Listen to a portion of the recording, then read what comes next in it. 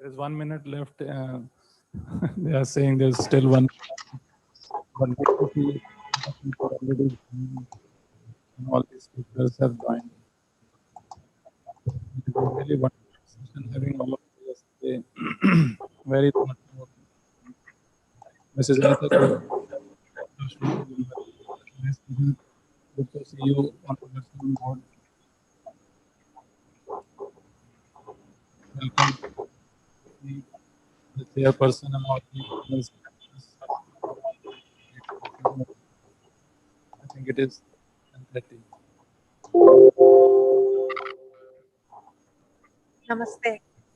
Good morning and a very hearty welcome once again to the ceremony of the Association of Indian Universities 10th June Vice Chancellors Conference hosted by Sri Sri University. Welcome all the delegates, dignitaries, participants, everyone. First of all, I wholeheartedly thank all participants, all delegates, and all panelists for creating an enriching experience for everyone through a day of deliberations, discussions, and participation. Now, after yesterday's challenging and fruitful time that focused on teaching, learning, and secondly on research, we are now ready for the third technical session of the day, promoting internationalization. This session starts now, and to conduct the session, I invite the MC of the session, Mr. Pankaj Vij. Good morning, Mr. Vij. Please take over the stage and please conduct the session. Thank you.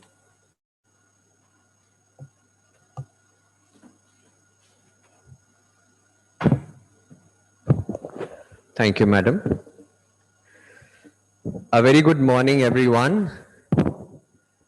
After a very engaging and fruitful day one, I, Pankaj Vij, welcome everyone for the technical session 3, titled Promoting Internationalization. The world is looking towards India for solutions, like we have emerged as IT leaders during the Y2K issue, like the way India is becoming the pharmacy capital of the world due to our domestic capabilities.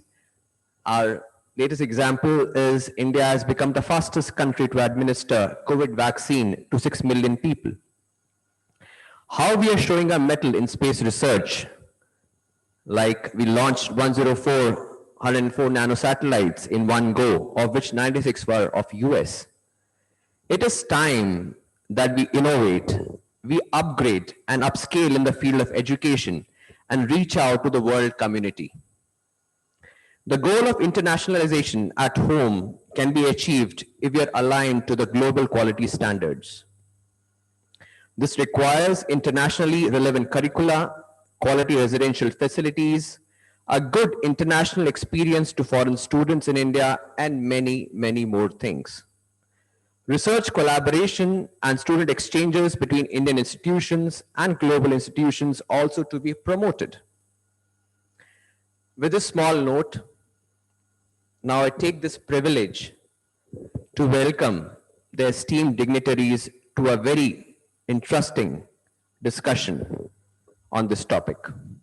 The chairperson for this technical session 3 is Padma Shri Professor Dinesh Singh Ji, former Vice Chancellor, Delhi University. Padma Shri Professor Dinesh Singh Ji is a distinguished mathematician and educationist. He has studied at St. Stephen's College and holds a PhD from the Imperial College of Science, Technology and Medicine, London. He is a distinguished senior fellow, Advanced Hackspace, Imperial College, and also adjunct professor, University of Houston. He was awarded the Padma Shri by the President of India in 2014.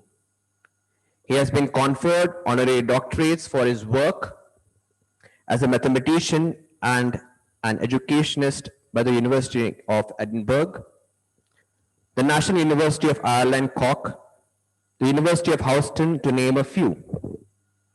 He has played a significant role in various committees and associations of national and international eminence.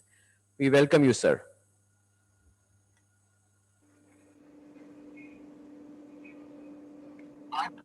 Speakers. We have with us Dr. Vidya Iravadikarji, Pro-Chancellor, Symbiosis International University, Pune. Dr. Vidya Iravadikarji, who's ranked number 14th among India's top 25 powerful women by Fame India magazine, is the principal director of Symbiosis Society, which encompasses the Symbiosis schools, College of Arts and Commerce, and institutions under the Symbiosis International University. She has been instrumental in bringing in innovative approaches to promote internationalization.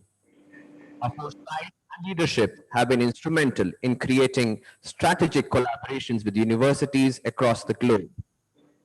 He has also served as a member in many eminent organizations of national significance.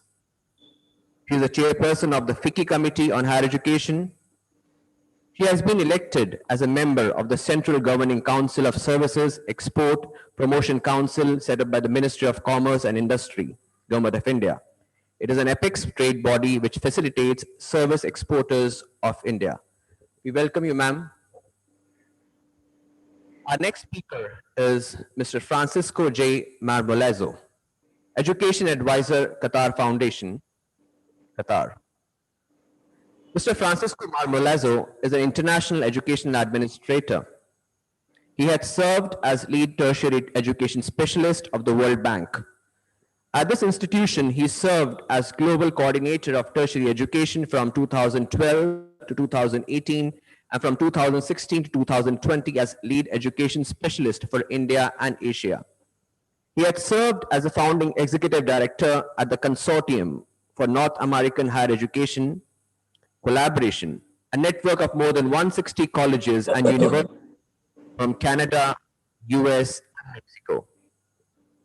Mr. Marmolezo has consulted for universities and governments in different parts of the world and has been part of the Organization for Economic Cooperation and Development, OECD, and World Bank international peer review teams of experts in conducting evaluations of higher education in Europe, Latin America, Africa, Middle East, and Asia. He was actively involved in the creation of the network of international education associations, which brings together the leaders of the most important international education associations of the world. At NIEA, he served as a member of the board. He has also been conferred honorary doctorate degrees for his contribution for international education. Very happy to have you here, sir. A third speaker, Professor Verghese, Vice Chancellor, NEPA. Professor N.V. Verghese is currently the Vice Chancellor of National Institute of Educational Planning and Administration, New Delhi. He is also the founding director of Center for Policy Research in Higher Education. He was head of governance and management in education at the International Institute for Education Planning, Paris till October 2013, and head of its training and education program from 2001 to 2006. He was responsible for designing and introducing the IIEP Master's Program in Educational Planning and Management. Very glad to have you here among us. Last speaker, Mr. Anthony Miranda, Country Counselor for Cultural and Educational Affairs, U.S. Embassy, India. Mr. Anthony joined the U.S. mission to India as a countrywide cultural and educational affairs counselor in August 2020, where he led efforts to engage with audiences in India, Bhutan, and Tibetan community resident in India. Previously, he served as a public affairs counselor in the U.S. mission to the United Nations. Overseas, he served as the head of public affairs in the U.S. Consulate General in Munich, Germany, the Director of Public Diplomacy Field Programs at the U.S. Embassy in Kabul, Afghanistan, the Cultural Attaché at the U.S. Embassy in Sofia, Bulgaria, and as a Counselor Officer at the U.S. Embassy in Madrid, Spain. Very happy to have you here, sir. Now, I would request the chairperson, Padma Shri, Professor Dinesh Singh Ji, to kindly take the session forward. Thank you. Well, thank you. Thank you very much. I appreciate this opportunity to be able to participate along with my distinguished panelists, co-panelists. I think this is a unique opportunity for us to engage in trying to figure out, not just at a hypothetical level, but maybe at a comparatively practical level, what are the ways and means by which we could build on existing ties between institutions and nations and create new ones.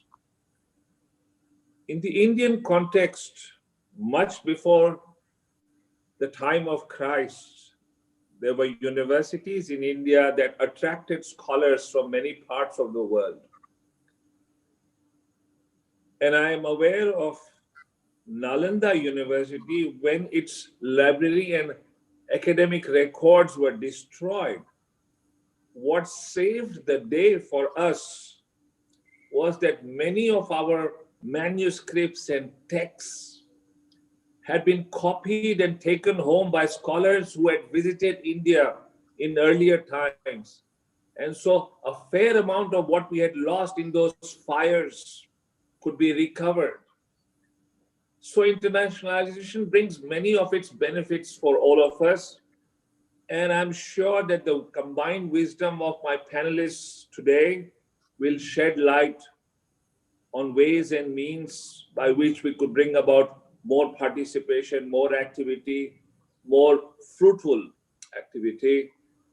And I am looking forward to each one of my speakers. I would urge all of us to keep our time limits in mind, and I suggest we speak from between 10 to 12 minutes and no more, and then try and see if we could leave a little time at the end, maybe for discussions, comments, stuff like that.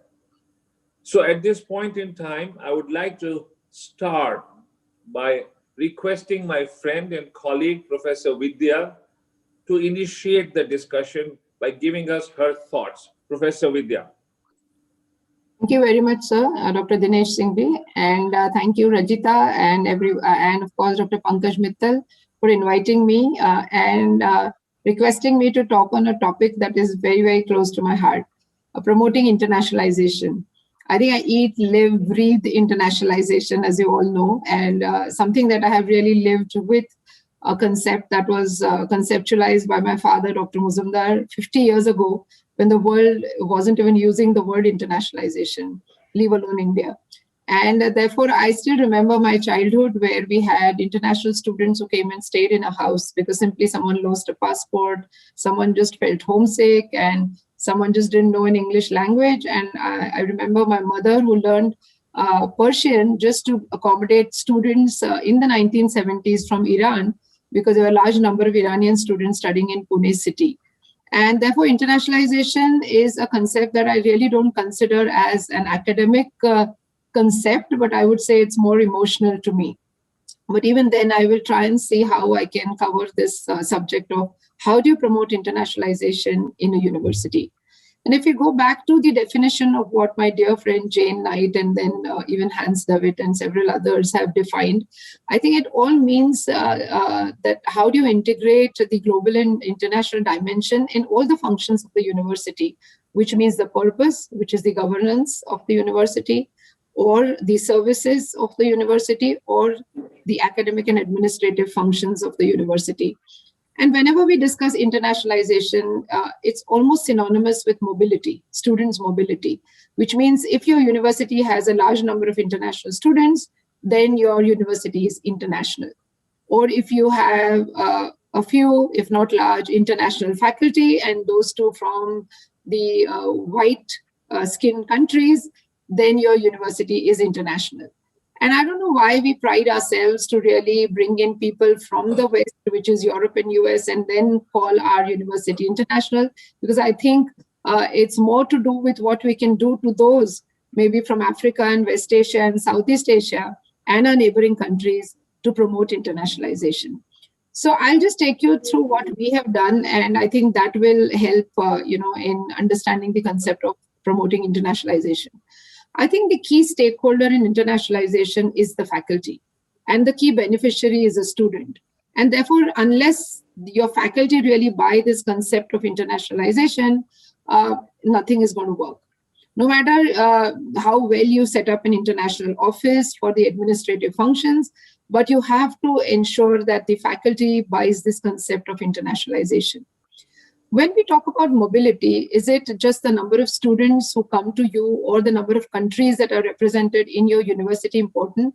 And I would go one step further to say that internationalization does affect international students who come to your campus, which means they do benefit from coming to a for a university in a foreign country, because they learn a lot, not just in that university, but also learn in that country. And therefore, when they go back, they definitely go back as, individuals who have gained not just knowledge, but even cultural sensitization.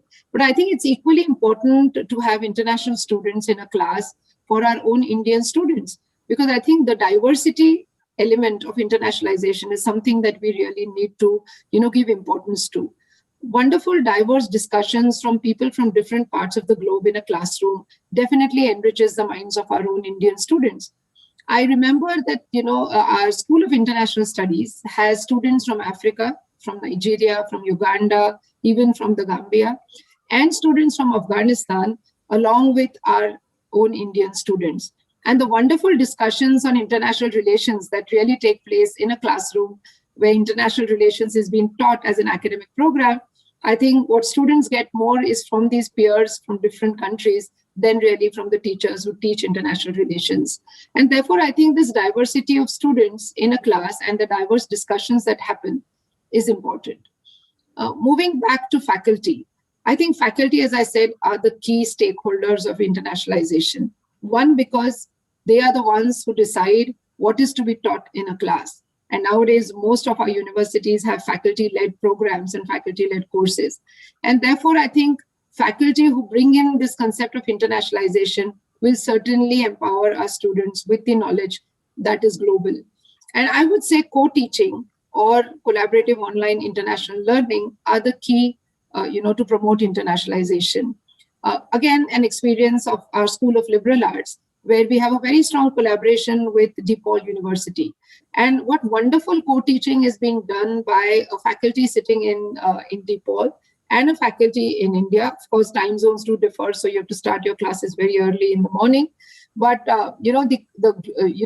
finding global solutions to local problems through this co-teaching happens. And it's not just the faculty who sit together in a class, but even students sit virtually in a class where students from DePaul University and students from Symbiosis School of Liberal Arts actually sit together and discuss problems to find solutions. So this is a wonderful aspect of how co-teaching can be done. The other is, of course, the collaborative online international learning, and we all know about it. And with this pandemic, when we've all shifted to online education, I think internationalization has been a real catalyst for this online education. And therefore, a lot of collaborative online international learning is happening, whether one likes it or not. But I think our faculty have now found it very exciting, and I'm sure this will continue and will benefit our students. The third, when I look at faculty, is joint research.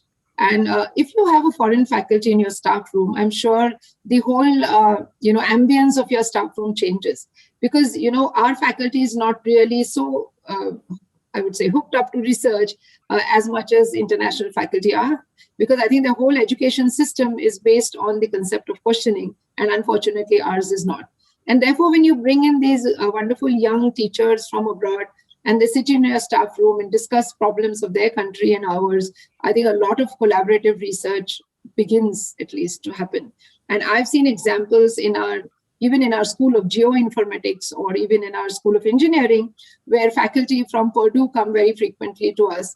And the wonderful joint research programs that have happened have also initiated some Spark grants. And now most of our engineering faculty is really hooked up to collaborating with foreign faculty to do research. So this is what you can really excite faculty to do when it comes to internationalization. I think internationalization is way beyond mobility of students and faculty. Again, what Jane and Hans David talk about is how do you integrate it into the functions of the university? Again, the academic processes. How do you bring in internationalization into the curriculum? Here again, as I said and discussed already, online education now has really helped in to bring in internationalization in the curriculum. Never ever could we think of having several international faculty teaching in our classes. But now with online education, with platforms like Coursera, edX, this is possible. I mean, you have a professor of Yale teaching your faculty, and you have a professor of MIT teaching your students.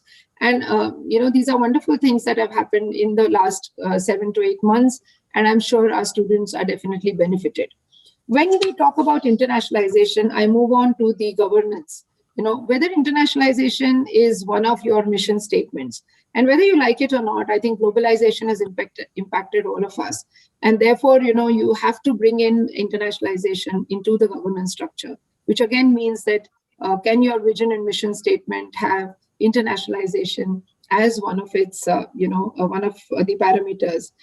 So bringing in internationalization for all the stakeholders in your university is important.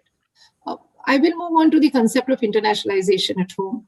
And all my friends here, whether it's Francisco or Professor Verghese, and all of us have been discussing this on several occasions. When you talk about student mobility, it's just 2% of the students that are really globally mobile. And now I'm sure the student mobility will still go down further with this pandemic. I'm sure parents don't want to send their children abroad, and with initiatives of the Indian government to have our own Indian students staying here, I think it's all about, bringing this whole concept of internationalization at home on your university campuses. So when I said that 2% of our students are mobile, which means 98% of the students live and stay in our university campuses. How do you bring in internationalization at home to these 98% students? Because you also want these students to become global citizens. You also know that they may be placed in companies that may take them far and wide in any part of the world. So how do you bring in this whole concept of internationalization at home?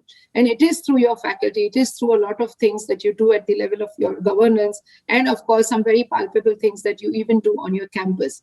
When it comes to services, do you have international offices? I would say, do you have a campus conducive to attract international students? I mean, when Indian government talks about increasing the Indian foreign students from 47,000 presently to maybe 200,000, do you have enough and more universities in India that can accept international students? Or do you have universities in India or colleges in India where international students can find themselves comfortable? And I would say even in a city like Pune, when Pune University attracts a large number of foreign students, along with, of course, symbiosis, how many of the affiliated colleges of Pune University have campuses that are conducive to international students? And when I say campuses conducive to international students, which also means, do they have peers, their own students in the classroom who want to accept students from different countries culturally? Do you have faculty who can even speak good English, leave alone, trying to accept students and trying to understand their language or their problems? Do you have a campus that caters to international cuisine in their cafeterias and canteens? And do you have hostels that would probably have pantries on every floor so that these international students can cook their food instead of eating spicy Indian food in the mess? So you need to have campuses that are conducive to international students. So it's not just about promoting internationalization and attracting foreign students, but how well can you, convert your campuses to make an ecosystem that is favorable to international students? So again, when you talk about services, do you have your Indian students who can actually nurture these international students? International students are actually like kindergarten students, because most of these international students who come to our campuses come from non-English speaking countries. And I remember students from Thailand, Cambodia, Vietnam, or even Yemen and Oman, who cannot speak English, not even a sentence of English, but they just land in our country. How many of our Indian students are willing to become buddies to these international students? How many of us are willing to teach English as a foreign language to these international students?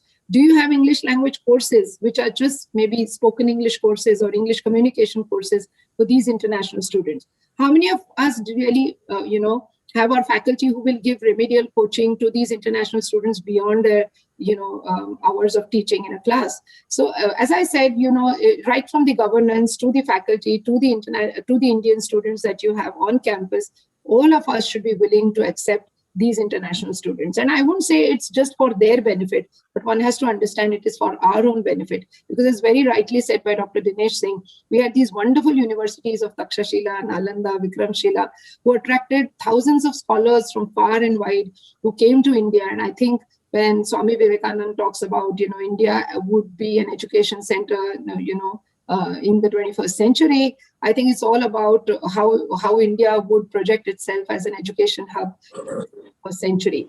Moving on to what the government has done. And I'm so very glad that this new education policy, the national education policy, has a whole chapter on internationalization. And the UGC has taken upon itself to implement internationalization through a committee on which even I am a member. And I'm very glad that, this has happened for the first time. No other NEP in the past ever discussed internationalization as much as what it is discussed today. So our country is geared up to accept internationalization as a policy. There are several committees that have been formed. On one which I sit is again an equipped committee that was formed, which is on quality parameters, again, where internationalization is one of the parameters, which also discusses quality. AIU, I would really appreciate what work my dear friend Pankaj has done in setting up the Indian Network for International Education, because collaboration is the key word now. When you talk about international initiatives or faculty mobility, student mobility, nothing can happen without collaboration. So unless you have a very strong network of our own universities and some of the foreign universities, as a policy document that Pankaj is trying to create, internationalization cannot see its way forward. So I'm very happy with this. EdSil, a PSU under the Ministry of Education, which is promoting internationalization by attracting students from almost 30 target countries. And the wonderful initiatives of giving scholarships to these students coming from developing countries is one more great initiative that has been done by the government. So a lot of things that are being done by the government to increase the foreign student strength from 47,000 to maybe 200,000 in the next 5 to 10 years, that would be commendable. But unless our universities, have this whole concept of, treating these international students as our own, trying to understand the whole concept of Vasudhaiva Kutumbakam, the world is one family, no matter what we do, unless we change our mindset towards interculturalism, which is a new concept that has been discussed world over, I'm sure internationalization will not find its way. I'll just end my talk with a shlok from the Maha Upanishad, which is the motto of our own university, Symbiosis, which my father established 50 years ago. The shlok goes, and all of us know about it. Ayam nija proveti ganana laguchetasam udara charita nam tu vasudhaiva kutumbakam. For my foreign friends who are here, it means those who discriminate, this is mine and that is yours. He is my friend and he is a stranger, are people with very petty minds. People with noble and broad minds embrace the entire world as one family. Thank you very much. Thank you, Professor Vidya. You brought many pertinent points into focus. I think one of the most important points that you mentioned right at the beginning was this business of getting faculty to participate. Internationalization doesn't happen easily unless faculty are willing to facilitate these things and sort of embrace all aspects of internationalization. The other thing that I liked about what you said was this business of when international students get together, they probably learn much more from each other than they do necessarily in the classrooms. And that peer learning is a huge advantage. And believe me, I've noticed this firsthand. So thank you very much for these valid points that you brought into focus. And I'm sure we will have something to say at the end when we try and discuss. While summarizing, I'm delighted now to invite my other panelists on this distinguished group of people, Professor Francis Marmelezo. Sir, the floor is yours. Thank you very much. Can you hear me now? Yes. Okay. And I will try to share a screen. Please tell me at convenience if the screen is being shared. We can see it. Okay. Thank you very much, Professor Singh. And it is an honor participating at today's session with such a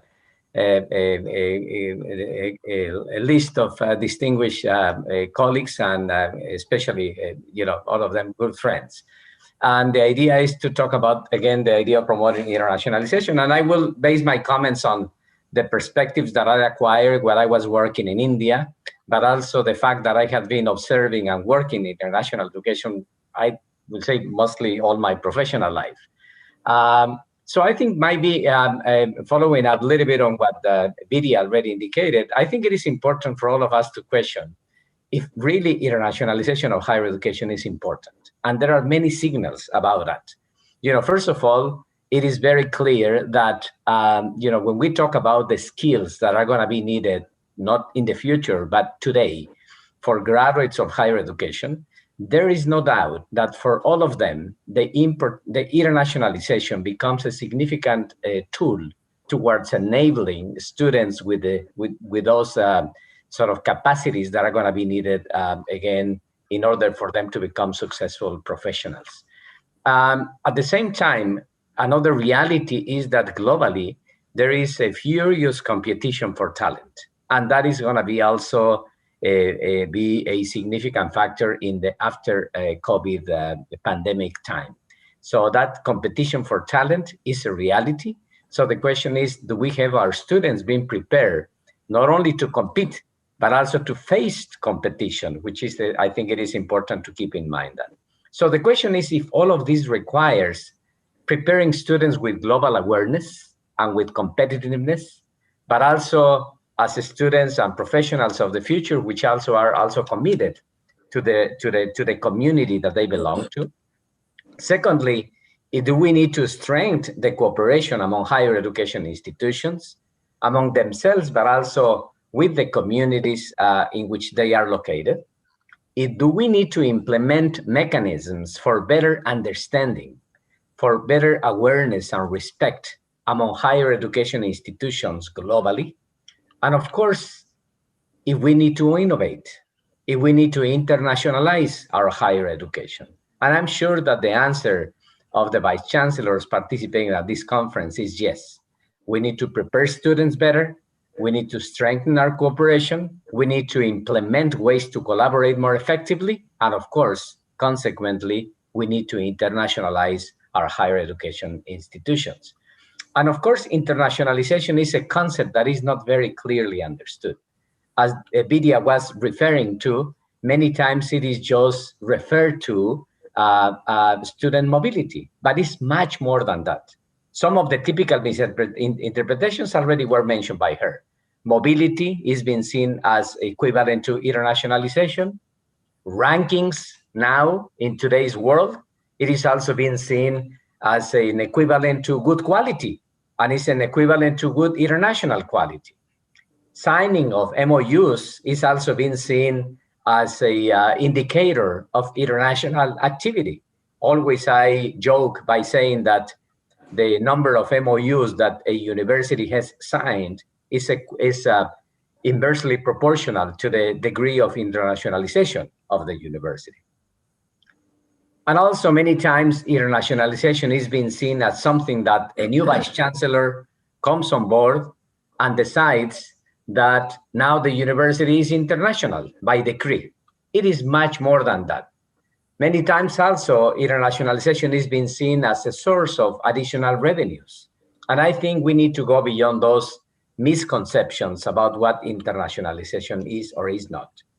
Why? Well, because if we focus our work in internationalization just in mobility of students, let's keep in mind that globally, mobile students represent only 1% of the global enrollment in higher education.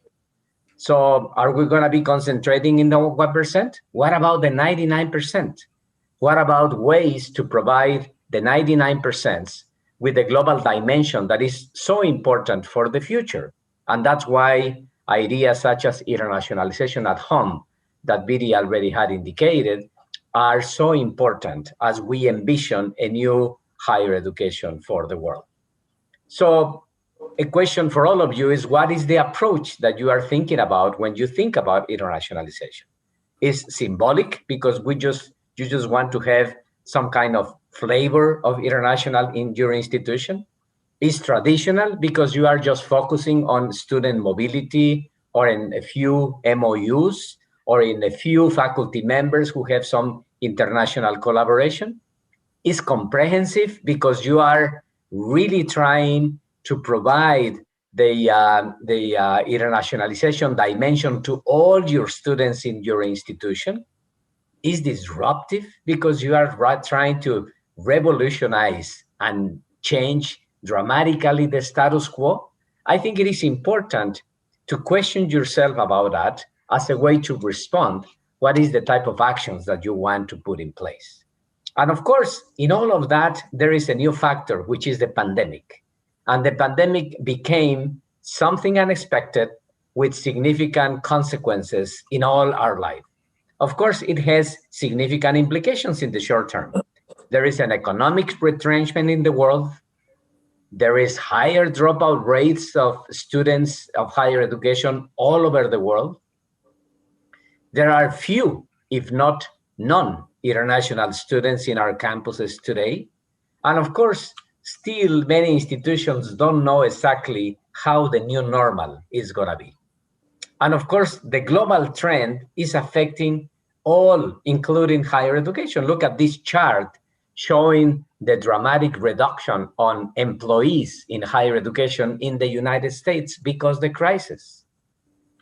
The trend of more mobile students in the world certainly also has been stopped. Let me give you the case of Australia. Students from India consider Australia as a very important destination, but Australia suddenly became a no option considering the risk, the situation of the pandemic. And for many institutions, which really rely on international students, as you can see on this chart, in some of them, up to 40% of their enrollment is made up of international students, many of them from India. Of course, the implications of losing suddenly the international students becomes a significant financial crunch for those institutions, many of them which are even posed to close entire campus because they don't have that feed of international students that they were relying on. Some of the potential consequences of the crisis is, of course, that as student enrollment international diminishes, there are many multiplier effects. Faculty members in some of the most important universities in the world who used to rely on international students to do the research no longer have those researchers that come from other parts of the world. There are significant financial implications. And of course, there is the risk of diminishing the interest on international engagement as institutions are facing with the challenges of COVID in the domestic array. And of course, offices of international education have the risk of becoming more far, I might say, from the center of the decision-making or of the institutions. So we like it or not, it is a new normal. And it is a new normal in which the only reality is that uncertainty still is ahead. So if we think a little bit about what is next for us in internationalization, first of all, let's keep in mind the significant potential that India has in the global landscape of higher education. While China is starting to decline in the number of students in higher education, India is just ready to go up. India is having, the youngest cohort of students or people in the world that can become productive citizens if they have the opportunity of higher education. The shifting distribution of the global stock of people with higher education shows clearly that India will become a significant contributor, if you want, to people with higher education studies globally. So I used to say when I was living in India that if we are concerned about the future, we should take a look to what happened in India. So India represents the opportunity for a better future if its higher education system properly aligns to what is needed not only in India, but also based on what we see in terms of international trends. And of course, the new national education policy provides a number of hints about ways in which higher education can align more effectively to the needs of society, can become a better promoter of a better India, which is going to be beneficial to the rest of the world. But of course, that requires also, again, aligning more effectively the internationalization agenda into that. So I think it is time to question some of the dogmas, some of the assumptions that we had about higher education and about internationalization. Is internationalization only about attracting students? Are rankings as important as we think? What is education about? It's about preparing for people for jobs or preparing for life and citizenship. And don't forget that we are living today in the largest social experiment in our timeline. And in this social experiment in which we are, higher education can do much better. So it is a renewed landscape for higher education and for internationalization. And there are areas of opportunity for this disruptive education that I was talking about. We can have better articulation of our higher education systems internally and externally. We can figure out ways to recognize more effectively what students learn outside of the classroom. We need to really establish more flexible higher education institutions. We need to take advantage of what we learned about remote teaching and learning in order to develop more effective blended learning programs. We need to connect, and we can connect more effectively to the community in which we are located, both locally and internationally. We need to find ways to have our students becoming the drivers of their own learning. And of course, we can establish mechanisms for virtual mobility, for internationalization at home that will benefit not only that 1 or 2% of our students, but all our students in our higher education institutions. So in terms of internationalization, there are different options that can be considered.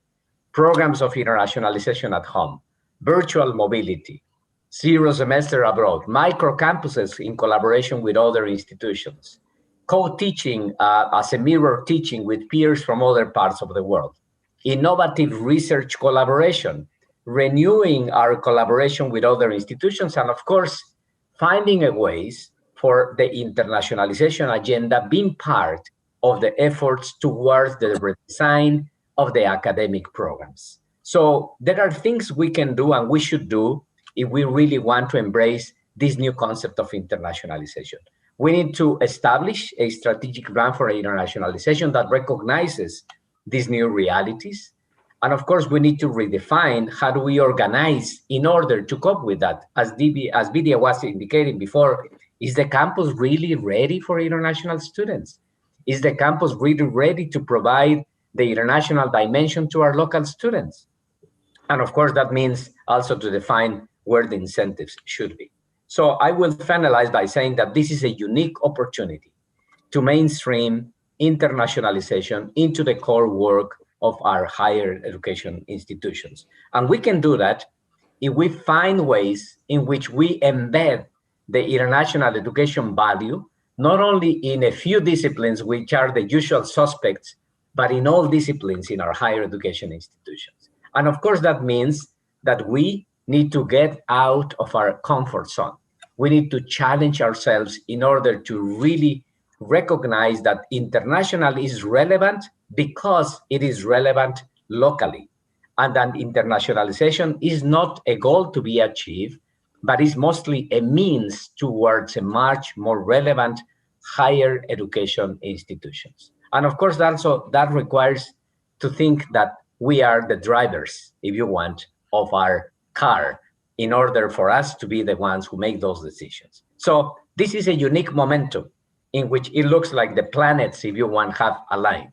And of course, there are no magic solutions. Each of your institutions should find their own way to try to tackle this opportunity that represents a renewed internationalization effort in our higher education institutions. It is not simple, but of course, there are significant lessons to be learned. And of course, in the case of India, there are important examples to be taken advantage of. The case of Symbiosis University is a very good one to take a look at. And the university always has been very open to try to share their expertise with other institutions. And of course, governments must act, but higher education institutions need to embrace the change themselves. So let me finish by asking you a question. Is your university just reacting to what is happening? emulating, or your universities proactively engage in fostering change. What it will be risky is not to do anything. What it will be risky will be just to wait until the storm passes, and then assuming that we will go back to business as usual. Business as usual no longer will be as it used to be. As Paul Valéry said, the future, like everything else, is no longer quite what it used to be. Thank you very much. Thank you, Professor Francisco. It's an admirable presentation. You brought forth so many points. Essentially, you've covered the entire gamut of features that would comprise internationalization of education. And I think it's redundant for me to say anything, but I really appreciate the fact that it's not a goal in itself. That's what you said about internationalization. That's what institutions and nations must realize. It's much more than that. It's far deeper. And this business of, student-led learning, I think you've hit the nail on the head on that matter. Institutions must recognize this. The sooner they do that, the better it's going to be. Thank you once again. I think you covered so many interesting points, and sort of my head is full of all kinds of thoughts that have been stimulated by what you just said. Thank you very much. My pleasure. Thank you. It's my delight now to invite Professor N.V. Verghese. Thank you, Chairman. I thank Association of Indian Universities, Dr. Pankaj Mittal, and also Sri University for inviting me to participate in this panel discussion. It is very difficult to follow two great speakers like Francisco and Dr. Vidya. Let me try to talk about internationalization as a footnote to or some complementarities that they have talked about it. My first point is that the point of departure today in India, when we talk about internationalization, is that there is a felt feeling by the government and by the public authorities in India to play a widening or expanding global role. And higher education and education is seen as one of the means to achieve that goal. So that will be mainly my point of departure, if I can call it as a point of departure. Because today, as Dr. Vidya very rightly pointed out, 1968 policy and 1986 policy did not talk about internationalization. This is the first policy that talked about internationalization. That also reflects the changing role of India, changing global presence of India in the globe itself. I feel that when we talk about internationalization, it is important to see, as Professor Dinesh Singh initially made in his initial remarks, that there are different ways in which it is to be tried to looked into. The ancient history that he talked about, perhaps till the medieval period, it was the search for knowledge that led internationalization, that brought people together in the context of internationalization. So one was not talking about internationalization at home and internationalization abroad at that point of time. The second stage that we talk about internationalization is that in the post-colonial period in the developing countries and the reconstruction period, the post-World War period in Europe, one was talking about higher education linking with the national development. Again, it was national internationalization for national development. The third stage of internationalization that we talk about is the stage when we say that in the context of globalization, internationalization for the global market. And when we talk about the third stage, what one also finds is that it becomes a market mediated process, not a public sector mediated process. It is not a state or government policy decided process, but more of a market mediated process in the context of globalization. Today, when we talk about GATS framework and we talk the internationalization in terms of mobility, cross-border mobility, mobility of students, mobility of curriculum, mobility of courses, mobility of institutions, and mobility of teachers, these four forms of mobility, which forms the basis. We are talking about mostly about a market mediated, and we try to see that education is seen as a commodity to be traded across borders, So there is a substantial difference in that. As Francisco very rightly pointed out, the post-COVID, the fourth situation, is something very different. Internationalization, it is neither at home, it is not internationalization abroad, but it is in between. Even the international students who studied abroad are sitting at home and trying to do it online courses, So there are issues related to that. I think if you look at little more objectively, India was a beneficiary of internationalization, the earlier phases, because our great institutions like IITs or IIMs and many other technological institutions were built with international collaborations. Secondly, many of our Indian teachers in the initial stages were trained abroad, and we had been benefited very much from that. Even today, the top ranking institutions in India, either we use NIRF or we use the global rankings. What one finds is that if you go to a good top ranking institution, you'll find that a good share of the faculty members are trained abroad. So internationalization has played that role. And if you look at the publications of many faculty members, we find that a large number of publications in the international journal is also through collaborative research that has been done, So it has been a beneficiary. India has been a beneficiary of this process, and therefore one finds that internationalization is a good effort, it's a nice effort, and it is an effort to see that our higher education is designed and redesigned in a much better way, and quality emphasis is almost completed or is satisfied when we have more international collaborations. However, I would like to make a distinction between when India is talking about internationalization and the world is talking about internationalization. I think in most cases, in the context of globalization and post-globalization world, when one is talking about internationalization, it is more a revenue generating aspect of internationalization that is emphasized by most of the states or most of the countries. Whereas India is not talking about the revenue generation motivation or revenue generation as the primary motivation for internationalization or the process that we are talking about. Why I'm making this point? It is because one finds that if you see the Indian students going abroad and not getting into internationalization at home, because Dr. Vidya has already spent time on that, and that is very important. Unless we internationalize our curriculum, we will not be able to attract students from other countries to India. That I'll come to it later. But anyway, that is a point that is very well described by Dr. Vidya. I think there are two modes that we find that even Indian students going abroad. One is that high cost and high return model.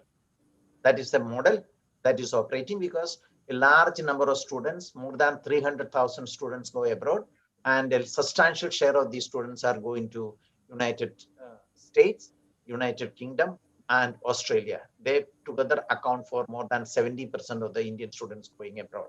Of course, the relative share has declined. If United States had around 75 to 80%, attracted 75 to 80% of the Indian students in the late 80s and 90s, now it is only 44 to 45%. The relative share has declined, but not the number.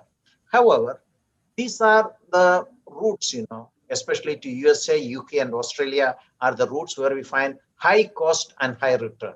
So people are ready to invest. Then there is another route for international students, students going abroad from India, international students in that sense, is that low cost and low return, or middle cost and middle return. That is these are the students who are mostly going to China. So for example, those students who are going to China for medical education, and they do not get the returns the way that a graduate from UK or USA university is getting. And some of them find struggling because, when they come back to India, we realize that we do not accept even the degrees awarded by the Chinese medical institutions, and they had to appear for another test to qualify to practice. And you find that the pass percentage when these students completed graduation or medical graduation from China, when they come to India and appear for the examinations, for qualifying examinations, it is less than 15%, sometimes 10%, sometimes 12%, sometimes 13%. As a result of that, the returns that they get from this one. So these are two models that we find. What is the motivation for students coming to India? When India is saying that we'll make it as an educational hub and we will try to attract large number of students, And some of the documents brought out by India in 2019-20 indicated that by the year 2024, we'll be having around 500,000 foreign students in India. And India is ready to give fellowship to the students, to attract the students. So that is the point that I said, that it is not a commercially motivated, it is not a market mediated, it is not under the wings of the Guards framework that India is operationalizing issues related to internationalization of education. So you find that this is the low return, and also it is not only low return, it is a low cost and low return for the students coming to India.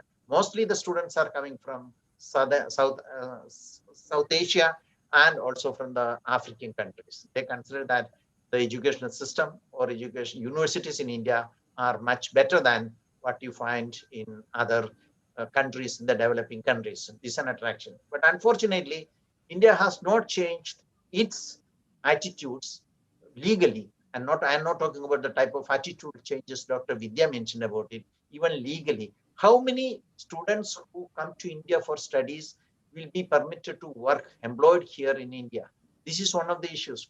When Indian students are going abroad to many countries, what we are looking for is the post-study visa and employment opportunities. But India is not ready to recruit so many people who are coming and studying and graduating from India to be employed here. So therefore, I feel that if we want to talk about India as an education hub, there is a need to look more closely into not only the educational rules and regulations, but also immigration rules and regulations, employment rules and regulations, and the salary structure, etc., whereby we are in a position to give little more incentives and hope for the people who are ready to come and invest their time and get a degree from India.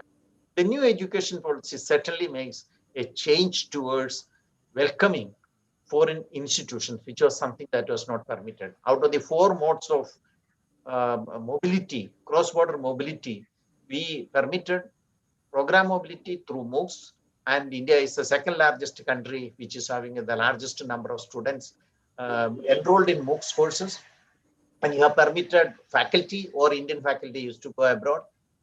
Students' mobility was permitted, but institutional mobility was not permitted. So what is new in the new education policy is also a process by which we will be permitting foreign institutions to come and start branch campuses. And therefore, I feel that how these branch campuses will be promoted, what are the rules and regulations that will permit these branch campuses to flourish in India, and what are the arrangements or regulatory systems that will be created for these institutions to continue to operate in India, especially repatriation of profits or surplus that is produced by the institution will be a very debatable and a controversial issue. It all depends upon how do we try to make these changes. And also, we have made certain changes. The changes in terms of the global convention. UNESCO has passed resolutions regarding global convention of degrees or qualifications, recognition of qualifications in 2019 October. And we have the Tokyo Convention in 2012 on the same subject. India has not ratified this. So it depends upon how India will, or to what extent India will ratify this. Similarly, it is also important to see that National Higher Education Qualification Framework. We have a National Skill Qualification Framework. We have not yet developed a National Higher Education Qualification Framework. The new policy talks about it, but we have been talking about it for the last 7 or 8 years, but it has not come to a complete or a concrete shape. It has not taken a concrete shape yet. And finally, I will say that the arrangements for credit transfer. Now, the Ministry of Education, as a follow-up to the policy, has established a high-level, national-level committee on credit transfer. And NIPA is the secretary, and I am a member secretary of that committee. And I think the credit transfer facilities between different institutions within the country and between institutions in India and abroad, these are the contributory factors that will make or that will facilitate internationalization and mobility pattern very well and in a much better way. So let me end by saying that to what extent India will be able to play a global role, and to what extent India is ready to invest, not in terms of money alone, invest in both politically and socially, and how we will be in a position to take the institutions along with us to have more international students and to have internationalization or facilitate internationalization of curriculum to improve the quality of domestic education and also to attract foreign students to India will decide the nature and the design of internationalization that India will follow in the coming years. Thank you.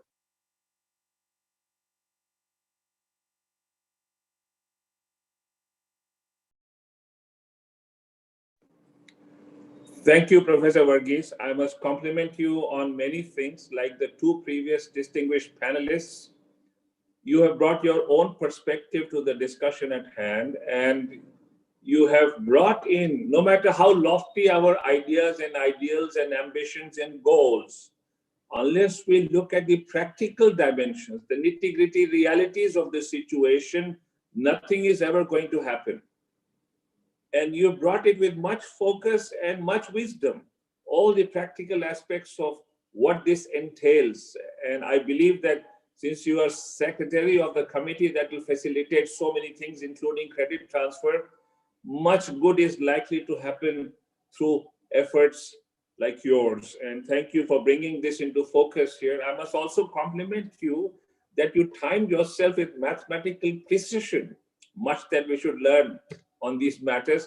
Thank you very much. I now have the pleasure of inviting Mr. Anthony Miranda. He is a diplomat, as I can gather, and he will lend his own perspective to the discussion at hand. And we are eagerly looking forward to what you have to say, sir. Welcome. Thank you so much. Can you hear me okay? Yes. Perfect. Well, thank you so much for that introduction earlier. It is such a pleasure for me to join all of you today on this very timely and important conversation on the internationalization of higher education. I just want to quickly thank the Government of India and the Association of Indian Universities for organizing this conference. And of course, in particular, I'd like to extend my sincere thanks and gratitude to the Association of Indian Universities President, Dr. Tej Partap, and its Secretary General, Dr. Pankaj Mittal, for inviting me as a representative of the US mission to India to join you.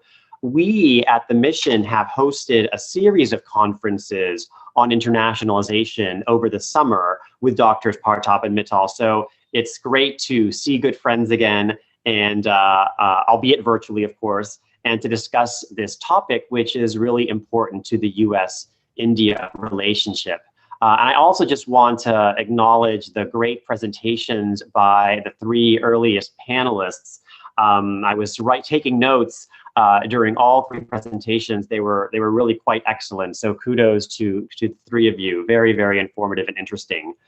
You know, as a US diplomat, I've had the privilege to devote my career in government service to accomplishing US foreign policy goals through engaging with foreign audiences and promoting US higher education, whether by encouraging foreign students to consider the United States as a destination in which to study, showcasing US institutions, collaborative partnerships with foreign counterparts, or leveraging the numerous US government-funded exchange programs.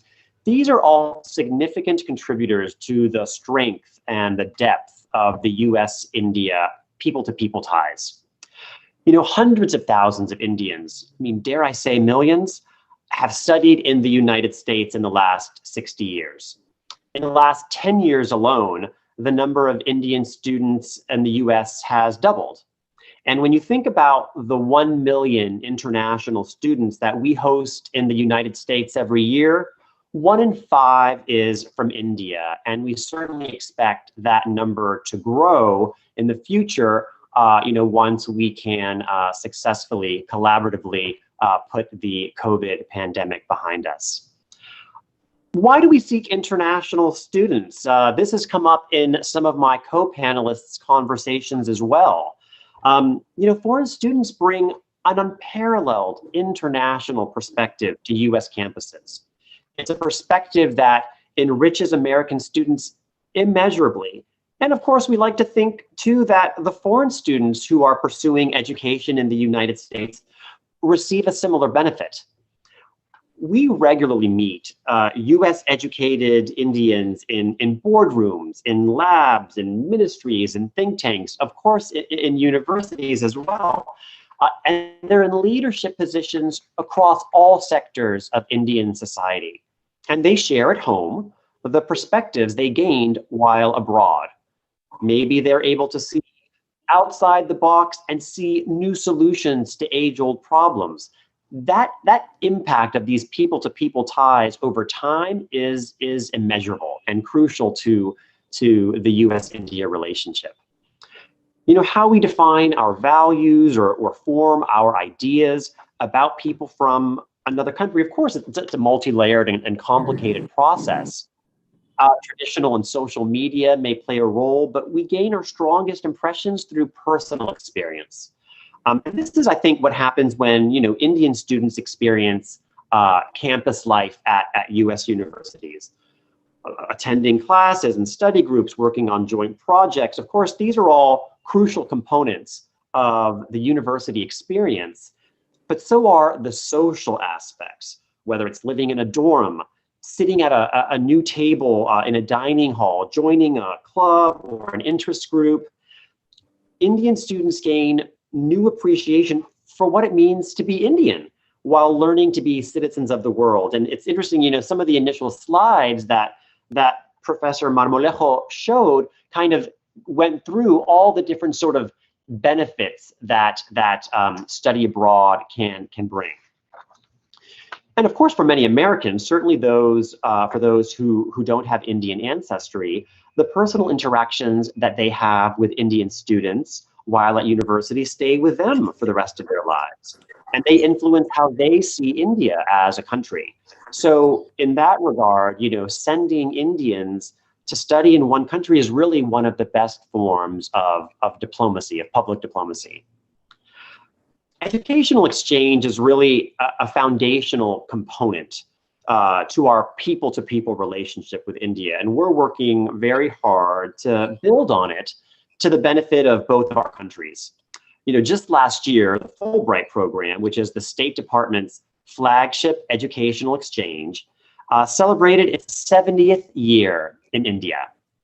And since 2008, the program in India has actually been known as the Fulbright Nehru program, thanks to the Indian government's equal contribution to that of the United States to fund these scholarships. The State Department also invests in a global network of educational advisors through Education USA. And that offers low cost or free advising or resources to help Indian students find and fund the right program for their studies in the United States. We actually launched 2 years ago an Education USA app. And we recently opened a new Education USA Center in Hyderabad, which brings up to the total number of advising centers in India up to 8. Now, I talked about, you know, internationalization in the higher ed arena as an example that helps people-to-people ties. You know, it equally, if not more important, plays a very important role in a country's economic growth. A strong and prosperous India is not only in India's interests, but it's in the interests of the United States, the region, and the world. And one of the thoughts that I hope I can leave you with is that the United States wants to be a major player in India's economic growth and development, and education is really an important part of that. It's interesting, you know, Dr. Verghese mentioned, and I think this also came up in Dr. Marmolejo's presentation, about sometimes we think too much in terms of internationalization, in terms of like maybe the fees that the students bring to the host country they may be studying in. And that's why I thought it was really important for me to lead with the example that I gave about the people-to-people ties, because even though it's true, Indian students coming to the United States for higher education bring $8 billion to the US economy. Equally important is all of the ties that are formed with Americans while there. Now, I wanted to share with you that we have funded a $2 million program called Partnership 2020. And it supports actually 15 partnerships and collaborations between Indian and US institutions. You can actually check out the website. It's partnership2020.org. And you'll see there an interactive map of agreements between Indian and US institutions by state. So you can see, for example, how many joint research projects exist between Illinois and West Bengal, as an example. We're working with the Ministry of Education, AIU, the University Grants Commission, and many others to explore ways to encourage even more partnerships. And of course, we also engage with Indian universities who are looking to grow their international student numbers. And this, sort of reminds me of the presentation that we started off with by Dr. Vidya, because she really made some very great points about, internationalization and the questions that, because of course, it wouldn't be a good panel discussion among chancellors and university professors if there weren't some really good questions being asked for us all to consider, right? Some of the questions that were posed, about what's the motivation for students to come to India, as Professor Varghese was saying, and what about their employment? These are all the great questions that Indian universities should be asking themselves. The new national education policy, that the Indian government released over the summer promotes internationalization. And, actually, one of Professor Marmolejo's slides talked about this, sort of the need for, a strategic plan of internationalization. So this is definitely a step in that direction, right? US colleges and universities want to develop partnerships with Indian institutions that are mutually beneficial and that makes sense in the context of each institution's long-term strategy. So, we in the US government and those at US higher education institutions are really looking forward to understanding how the legislative framework contemplated by the NEP will facilitate more of these opportunities for collaboration and partnership. And really all of these vice chancellors that are attending this panel today, you are going to make the NEP a reality.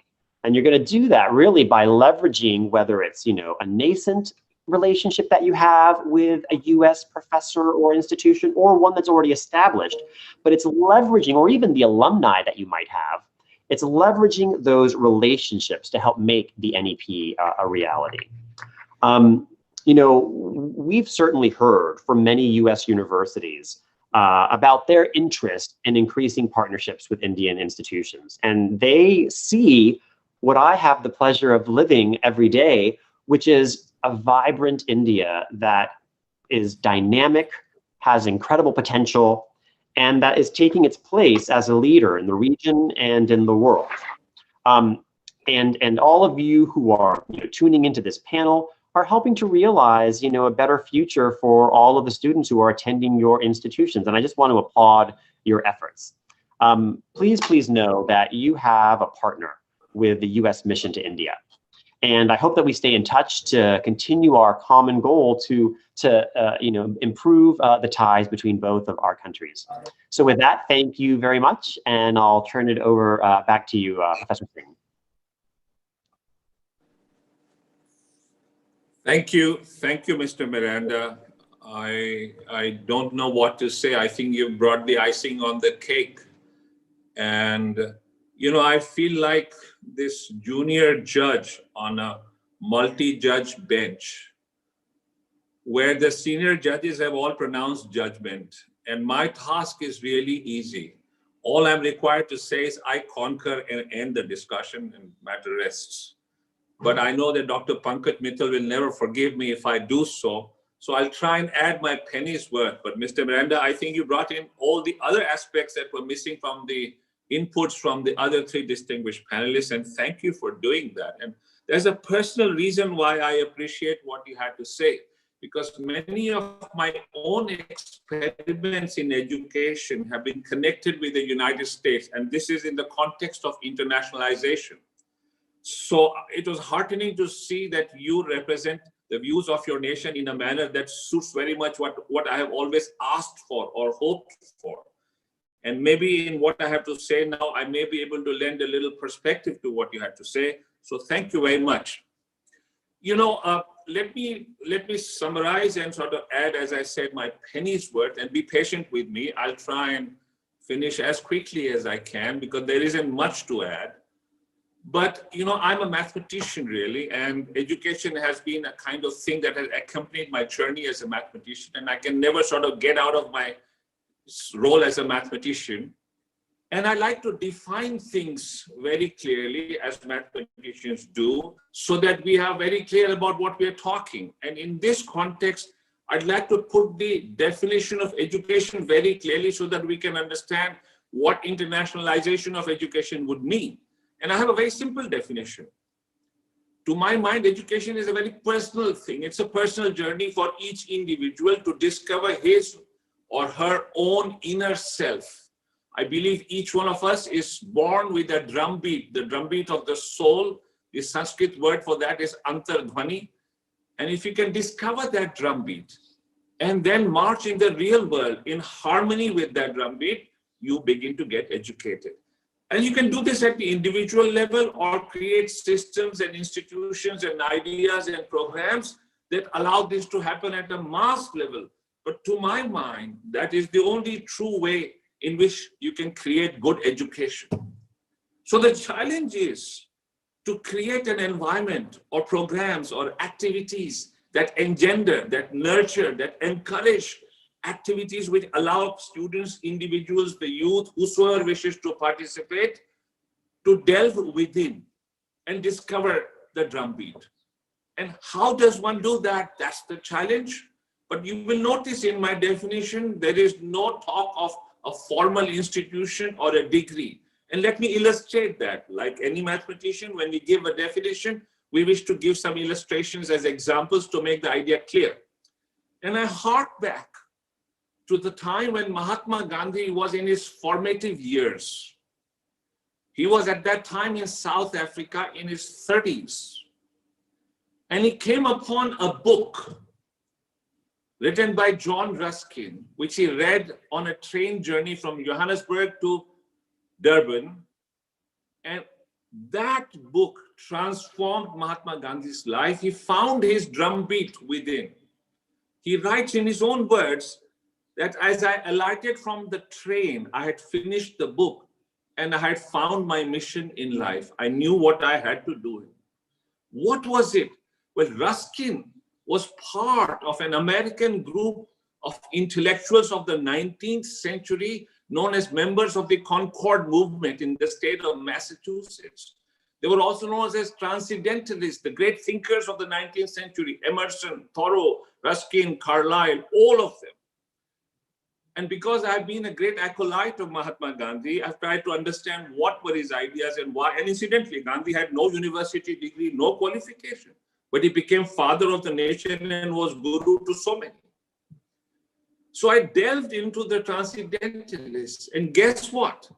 The transcendentalists I found, particularly beginning with Emerson, were deeply influenced by Upanishadic thought of ancient times of India, dating back to the times before Jesus Christ. So what is it? And incidentally, Gandhi's own thoughts affected a delegation of blacks that visited him when he was here fighting for independence. We were on the verge of being granted independence. He told that delegation of American blacks that it may well be that the message of nonviolence, such a great idea, such a great thing for education, may go to the West through the American blacks. And there was a gentleman in that delegation who was a teacher at this institution where Martin Luther King was a student. And when he went back, he exposed his students to Gandhi's ideas of nonviolence, and Martin Luther King was then influenced. Now, what am I trying to tell you? Here is this great thing that was really embodied first in the Upanishads, these great ideas and traditions of intellectual thought, but at a practical level. The Upanishads are full of practical wisdom. And they break the tyranny of time and geography and cross the continents over centuries, affect those American thinkers, the great ones. Emerson was an outstanding thinker and man of action. So was Thoreau. Thoreau also influenced Mahatma Gandhi deeply. And then they go and come back and influence Gandhi. Then they go back and influence Martin Luther King. And then they come and influence Nelson Mandela. Do you see this business of great ideas? These are things that are educating people, continents, political movements, and institutions. So my point is, the first thing we must all focus on is to create great ideas and thoughts, whether you do that in a formal institution, or you do that in a system, or you do that independently, but that's where the focus must be. And universities are very well placed to recognize great thoughts in society, to pick them, create learning programs out of them. Why? Not because we wish to all degrees or create formal credit programs. No, because we wish to inspire the young, because we wish to nurture them to find their drumbeats and contribute meaningfully to society. And now let me come to some practical experiments that I have indulged in my own little journey in the realm of education in life. So, you know, about a little than 15 years ago, I motivated a very distinguished American mathematician, a good friend of mine, take an online class on a very advanced but relevant, interesting concept of mathematics. Teaching that in face-to-face in his own university at the same time. And he agreed to do that. And I advertised all over the nation, and I had students, people from society enrolling from different parts of India, getting in their homes in the evenings.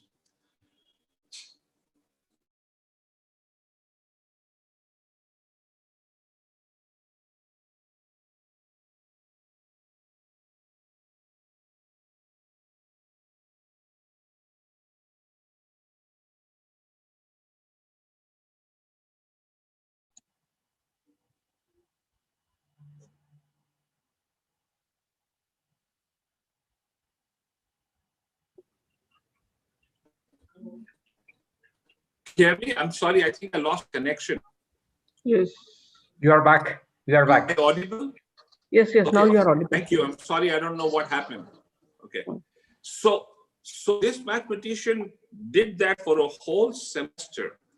And at the end, among other things that he told me, he said that this was one of the most productive programs of learning that he had ever taken part in. And there were no formal degrees, no credit, nothing. This was just an exercise to test technology and good ideas. I am forever telling you, unless you have good ideas, great thoughts, nothing is going to happen. Technology is a great enabler. And at this point in time, I feel that the less we have of the formal classroom, I'm not asking anyone to have a classroom, but the less we have of this classroom-led learning and more of experiential learning in the world in a group theoretic fashion, through projects, etc., the better it will be. And let me illustrate. So if you wish to do something that will bring about international attention, cooperation, collaboration, each one of us, no matter as an individual or as an institution or as a nation, must seek to do something that is unique and different, and must keep in mind that it should enable people to delve within and discover themselves. So at the University of Delhi, when we launched our undergraduate programs, when I was its Vice Chancellor, we indulged in many activities which now are embodied in the national education policy. And that is why I will sort of repeat some of them. So amongst the things that we were running, each year, we would rent a whole train from the Indian Railways and convert it into a college on wheels. It was known as the Dawn of Knowledge Express or Gyanoday Express.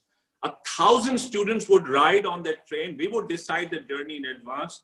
The students would be selected based on how projects would be conducted by them in groups. Each student had access to high technology, so on and so forth. And journeys ran for 15 to 20 days. And we ran a journey each of my 5 years as Vice Chancellor. What am I trying to say? In my third year, by now it had reached into many countries, and we had students coming in United Kingdom and from the United States journeys, not awarding any formal credit to students from abroad, but came, they participated, and they learned much. We also did something else. I had inculcated my undergraduates, and this is the other thing I would like to say. All international activities in the realm of education seem to be focused at the level of research or graduate students. The sooner we focus on undergraduates, the better it will be for all of us. I urge all the participants to think carefully about this, particularly in India. So at the university, we had launched through a full credit program what are called innovation activities for undergraduates, where they were again encouraged to work in groups on problems, needs, and challenges of the world around them in a transdisciplinary fashion. And many institutions took part, King's College, University of Edinburgh, and finally we were visited by the president of the University of Michigan, Ann Arbor, who also wanted her students to take part in these activities. And it was, to my mind, true internationalization. We didn't really worry about credit transfer, etc. Of course, there will be issues.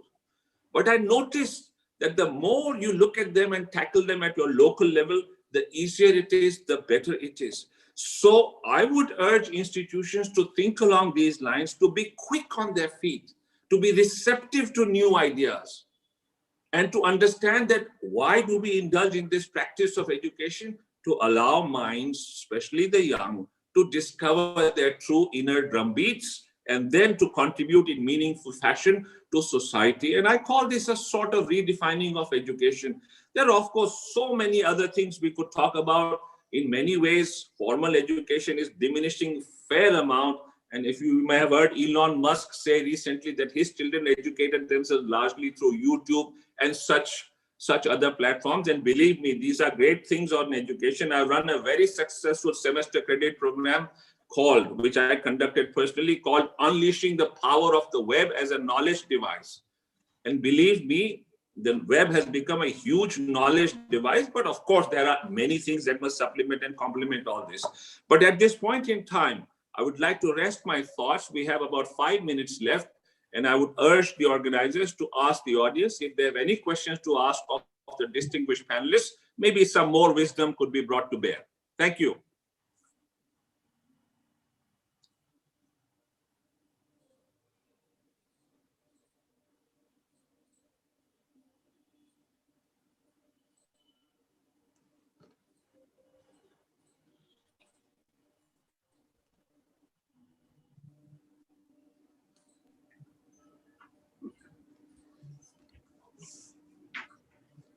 Have 5 minutes. If anybody has any questions. I'm sure the panelists would be happy to answer questions. So I invite questions from the audience.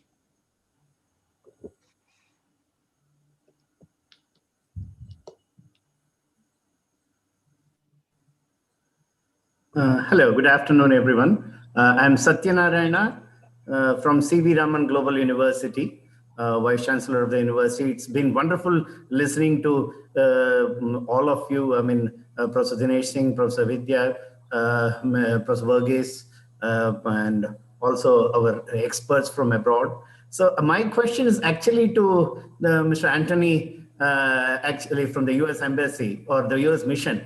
So I think the science as a tool for diplomacy was one of the initiatives under which, I mean, more science and higher education, science and technology initiatives were started and more officers were created, because we're talking of internationalization across the globe. And I also happen to have some privilege of being in the US Embassy as FSN 11, 12 or whatever for about 3 years. And also it was at that time, again, between Indo-US relationship, I mean, any Indian academic or researcher could get within 10 days a visa, or I mean, this innovation grants were opened up, dual technology embargoes were removed. But then at some point, this office merged with economics. So does it mean this international collaboration in science and technology and higher education got reduced, that it became part of the economics division rather than having as a minister counselor exclusively for science and technology? Or is it that, I mean, it was more profitable? Or actually, what are the new initiatives to truly enable, because we all are more aspirational.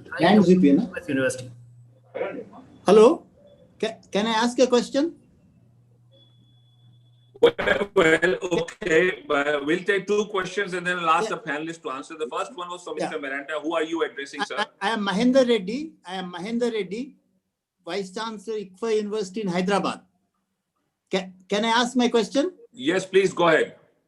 I just like to make one observation and one question. I want to tell you that at ICFA University in Hyderabad, we have a PhD program where we have signed MOUs with American universities, British universities, and Australian universities, where we spent, we send our students after their qualifying examination for a year abroad. They had that exposure to teaching and research.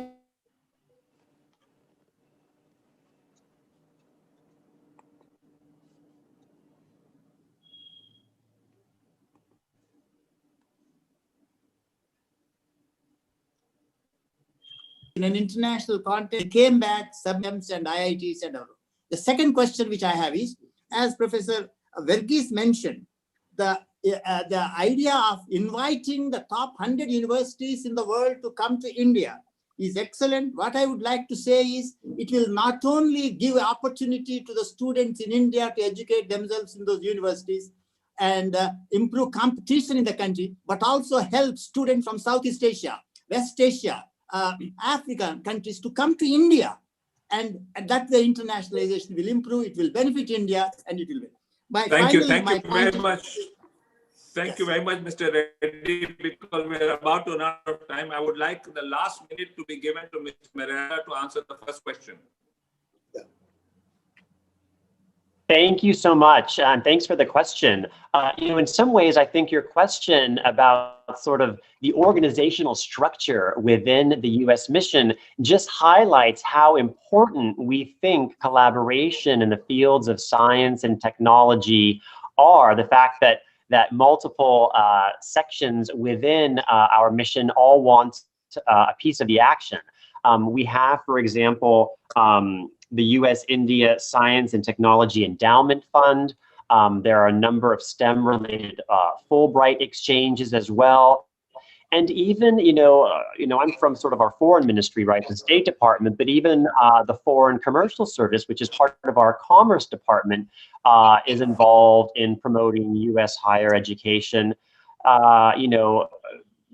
Even from that sort of financial aspect that we talked about a little bit earlier about sort of the $8 billion contribution to the U.S. economy that Indian students bring. So it's such an important topic and such a cross-cutting topic, interdisciplinary, you could almost say, that you have lots of different elements of the U.S. government involved. Thanks for that question. Thank you, Mr. Miranda. We're about to finish our session, and I'd just like to lend a little more perspective to this economic thing that you mentioned. A few years ago, when Boris Johnson was the mayor of London, I was at an event with him, and he told me that year, largely students from India had brought to London £870 million by way of fees, just in that 1 year. So you can get an idea of the kind of economic aspects these things carry. And I think the sooner India also gets into the game, it'll be better. But we are completely out of time. And now turn over to the organizers. And I wish to thank all my co-panelists for bringing such light and wisdom to the discussion. I am certainly leaving this event a wiser man. Thank you very much. Thanks.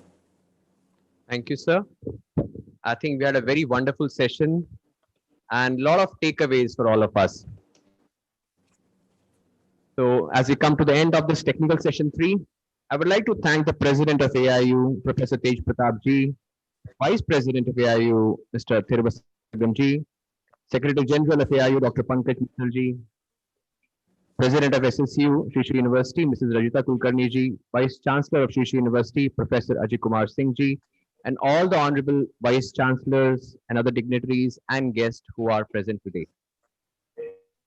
On behalf of AIU and Sri Sri University, I extend a heartfelt thanks to the chairperson and to the speaker. As a token of respect, we would like to offer a planter to you, Dinesh Singh sir. It's on the screen.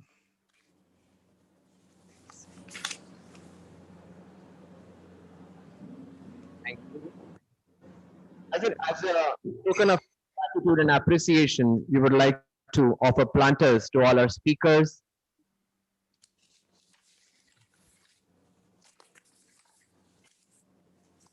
Dr. Vidyaji, Mr. Francisco J. Moramalajo Ji, Professor Verghese, and Mr. Anthony. Thank you so much. Thank you, everybody. Now I request. We will be planting these trees in your name on our campus. So when you come to visit us, you will find a tree in your name, and at that time you can you can look at it and water it yourself. So one more reason to be back in Orissa. Absolutely. That's a wonderful idea, Rajita. It's really commendable. Thank you. I would request Ms. Mani Goswami to initiate the next session now. Thank you.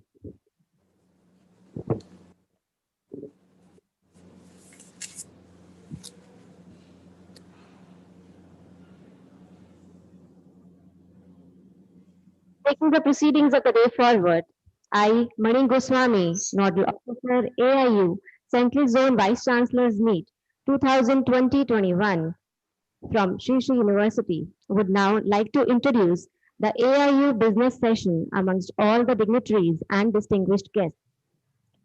During the session, the member university vice chancellors may put forth the problems, both regional or national, faced by the individual vice chancellor in the discharge of their duties, which he or she thinks can be solved by the collective wisdom or collective efforts of all the member vice chancellors. Also, they can discuss the issues related to AIU body, its head office, and discharge of the duties.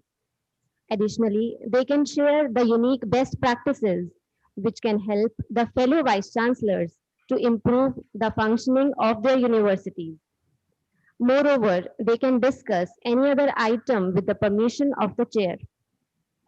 Without much ado, I would now request the chairperson, Professor Tej Pratapji, President AIU, to kindly take the session forward. I would also like to invite Dr. Pankaj Mittalji, Secretary General AIU, to convene the session. Thank you.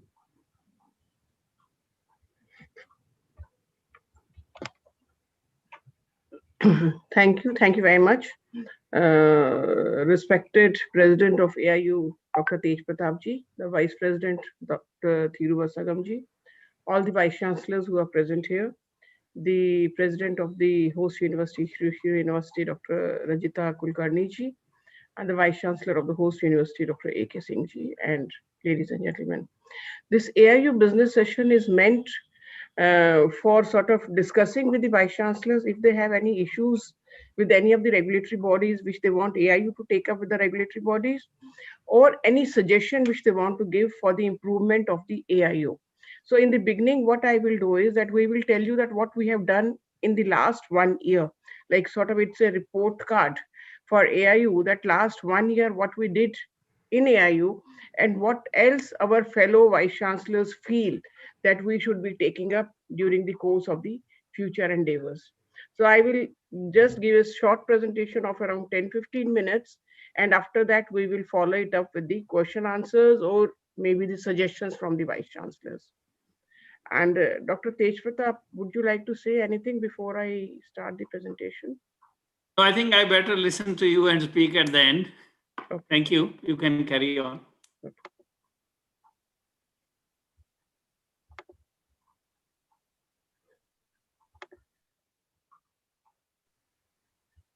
So,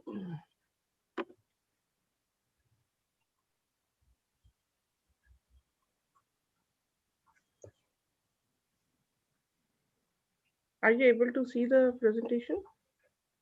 Yeah, very well. Yes. It's there, madam. So these are the recent initiatives which are taken by the AIU. So this is a presentation, but before starting the presentation, I must say that I am grateful to both the President and Vice President of AIU for always encouraging us to move ahead and for being a constant pillar of strength and support to us. And because of that encouragement, we could achieve this much.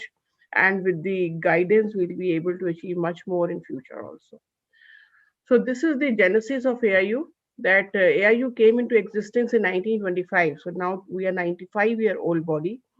And it came into existence as the Inter-University Board on 23rd March 1925, and the purpose was to bring all the universities on a common platform, which it is right now doing also. And it was registered as a society in the name Association of Indian Universities. So this name was given in 1967 on 29th September when it was registered as a society.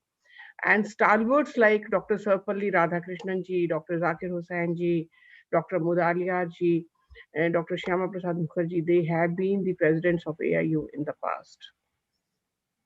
This is the present membership of AIU. We have 822 members at present. Some more applications are pending, but at present the number is 822. The number of central universities who are the members is 49, state universities 348, deemed universities 113, private universities 249, institutions of national importance, which includes IITs, NITs, ISERs 46. And we also have 17 international universities as our members, who are called the associate members.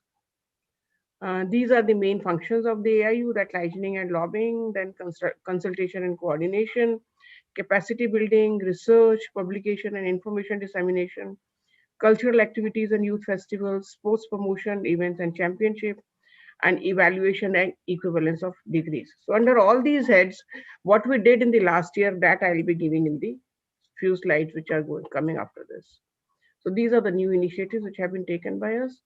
Like when I joined AIU around 1.5 years back, I felt that the visibility of the AIU was not that much. And although AIU was doing a lot of work, but then nobody was knowing that this work is being done. And also right now also I feel that the visibility has to be increased much more. But what we did was that we we had redone the website of AIU. Now it is more interactive, and you will come to know, I mean, for this conference also you will see that all the updates are there on the conference, the photographs are there, the video recordings are there. This is the third zonal conference in this year. For the first two, they are already on the website. Third one will be there by today evening. And then we do have media presence of AIU on Twitter. And we keep on tweeting every activity of AIU, whether it is the conferences or whatever new we do. We keep on tweeting through Twitter. Facebook and LinkedIn are yet to be taken. I mean, the links are there, the accounts are there, but we are not very active right now on Facebook and LinkedIn, but Twitter, we are very active. AIU flag has been redesigned, and at back of me, you can see the new AIU flag, which is there. The renovation of AIU building. The AIU building is old building, and the renovation was pending for a long time. And our member vice chancellors, I mean, we do have a AIU guest house in which we have a facility for about 9 vice chancellors to stay. So that was not up to the mark. And then many universities use the conference facilities of AIU when they come to Delhi, especially the Central University use AIU for the finance committee meetings and other meetings. So we are having now very good conference facilities. So this is under renovation. Within say next 6 to 7 months, there will be excellent conference facilities and excellent stay arrangements in AIU. So that can be used as a hub of activity. So and plus for our own staff, we are trying to build a better work environment. So renovation of AIU building is going on. Every year we are thinking of holding the national conference from 23rd to 25th March. This has been done because AIU Foundation Day is on 23rd March. So we thought, let us club national conference with the AIU Foundation Day. And especially for the international participants, if the dates are fixed, it is easier for them to attend the conference. Therefore, we are trying to fix the date as 23rd to 25th March every year for the national conference of AIU. And the first, I mean, last year we started celebrating the Foundation Day by having a Foundation Day lecture. So first AIU Foundation Day lecture was delivered by Nobel laureate Shri Kailash Satyarthi ji on 17th August 2020, and this was late because of the corona pandemic. Because on 23rd March there was a complete close down and shutdown, lockdown, and we could not do anything for many months. So 17th August we could have, of course, virtual way only. But the first Foundation Day lecture was delivered by Shri Kailash Satyarthi ji. Then during the pandemic, we have been trying to help our universities, our faculty members to do the transition from say face-to-face to online education. So we did 3 online workshops for training the faculty on how to teach online, rather how to teach effectively online. So in collaboration with Quaspid, this was done. And then online workshop for placement officers, because placement was a big issue for the students. So how to do online placements and online internships. So we did a workshop for that. We did collaborate with NDLI for disseminating information. And we also had a session, interactive session with Sadhguru, who is also very sought after. And the video message was there by the Honorable HRM in the conference. Then AIU University News has been redesigned. Now it has become more colorful. And every year we have a new design, and every month we have a new color. And not only redesigning, it is also digitized. So now you can get a digital copy of the AIU News, AIU University News. And that University News, you must have seen that during the pandemic, we didn't stop AIU University News because we were constrained that we cannot print. So we uploaded digital copy every week. I mean, this is a weekly university news, and you know that how difficult it is to bring out a weekly edition. But even during pandemic, the weekly edition was coming, thanks to Dr. Rama, who has been editing the university news. We also had scholarly articles from eminent authors, which are released from AIU website regularly. And the last bunch of articles were clubbed into a book called Reimagining Indian Universities, which is in print and will be available within a week or 10 days. We also held online 1-week course on community engagement and university social responsibility. And it was run in collaboration with Priya, which is an NGO. And this was also very well received course. We have created WhatsApp group of vice chancellors for fast exchange of information.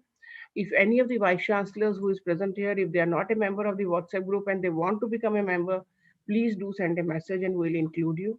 But this is a very fast way of communicating with each other. Then, as told by Dr. Vidya, we are trying to establish an Indian network of international higher education, because every country has a network of international higher education, but in India, we do not have any such network. So we are trying to take a lead. The concept paper has already been approved by the Governing Council of AIU, and we are working on the modalities on how to establish this network. We also conducted a webinar on reshaping higher education, vice chancellors, and conversation with Gurudev Shri Shri Ravi Shankar ji in collaboration with the Shri Shri University, who is also the host university for Central Zone Conference. A self-paced free online course on how to be an online practitioner was also developed, and it is presently also there on the AIU website. And we did, I mean, when the pandemic stuck India, many of our teachers didn't know how to use various platforms for conducting online classes. So we did hold sessions to sort of train our faculty members on how to use various platforms for online teaching, like TCS Ion or Classroom or Microsoft Teams, both for assessment as well as teaching. And demonstration sessions for online internships and placements were held. These were the 5 conferences which we held last year: and North Zone, Central Zone, West Zone, East Zone, and South Zone. Of course, these were held in face-to-face mode. Those were good times. This time we are holding them in virtual mode. Next year again, we hope to do it in the face-to-face mode. The AIU 94th annual general body, which was scheduled at NLU from 23rd to 25th March, was postponed due to COVID, and it was held in August, where the first AIU Foundation Day lecture was also delivered by Shri Kailash Satyarthi ji. In AIU library, we are implementing the SOUL software so that the whole library is digitized. The library is now getting very good. So all the vice chancellors who are coming to Delhi, please visit AIU library. You will get very good material there. And then one new feature which we started was that every day the news clippings relating to higher education are shared with the vice chancellors. And if again any of the vice chancellors who are present here, if they are not getting these news clippings, they can write to us and we can start sharing it with you also. So at one place you get the news on higher education for the whole country. So this we are doing. And then out of those news clippings, whatever are the good articles and editorials on higher education, we compile them and make a compendium after the end of every month. And that compendium is also shared with the fellow vice chancellors. Again, if you're not getting it, please inform us and we'll share it with you. The bibliography of AIU, I mean, this was again a document which was looked after, which was sought after. So now we have digitized it so that earlier it was giving only the name of the, say, researcher and the title of the thesis. Now there's a QR code where you can get extract. I mean, if you read the QR code, you can get the full text of the thesis as well as the abstract. So this has been done in collaboration with the InfibNet. AIU computerization has been done by InfibNet Ahmedabad. This was something very, very important for us because Till now, AIU mostly was working in a manual mode. So now we have given the contract to InclibNet.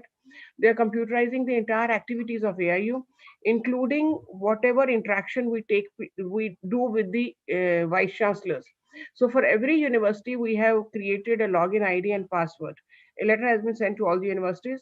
So whatever information you have to send to AIU, maybe with regard to cultural program participation of your students in the cultural programs or in the sports activities or the seniority list of vice chancellors or payment for anything, everything will now be online. So online payment gateway is implemented. AIU admission portal is there. If you want to showcase to the world that what type of programs you have, please fill in the data in the AIU admission portal. So then if AIU admission portal, your university's detail is there, then if anybody says somebody wants to take admission in BSc Physics, so if they write BSc Physics in AIU portal, they will have the list of the universities which are offering this program. So your university gets an automatic publicity. AIU equivalence portal is already implemented. And now for getting equivalence certificate, I mean, AIU has been given the mandate of giving equivalence of foreign degrees with the Indian degrees by the MHRD, now Ministry of Education. So now this is totally online, means you apply online, you upload your certificates online, you make the payment online, and you can download the equivalence certificate rather than coming to AIU again and again. And there were some issues with regard to delay in getting the equivalence certificate. Now it is totally vanished, and the AIU equivalence portal is live end to end, means applying till getting the equivalence certificate in a downloadable form. AIU VC seniority portal is there, in which the vice chancellors have to fill up their seniority list, and this is required for nominating vice chancellors on the governing council of AIU or as vice president or president of AIU. So please fill up your VC seniority list again on the AIU portal. But if you have not logged in at your university, you won't be able to fill the VC seniority list. So please log in on the AIU portal and do fill the VC seniority list. Similarly, AIU sports portal has been activated. And if you want to sort of apply, or your students want to participate in any of the AIU sports activities, they have to apply through AIU sports portal.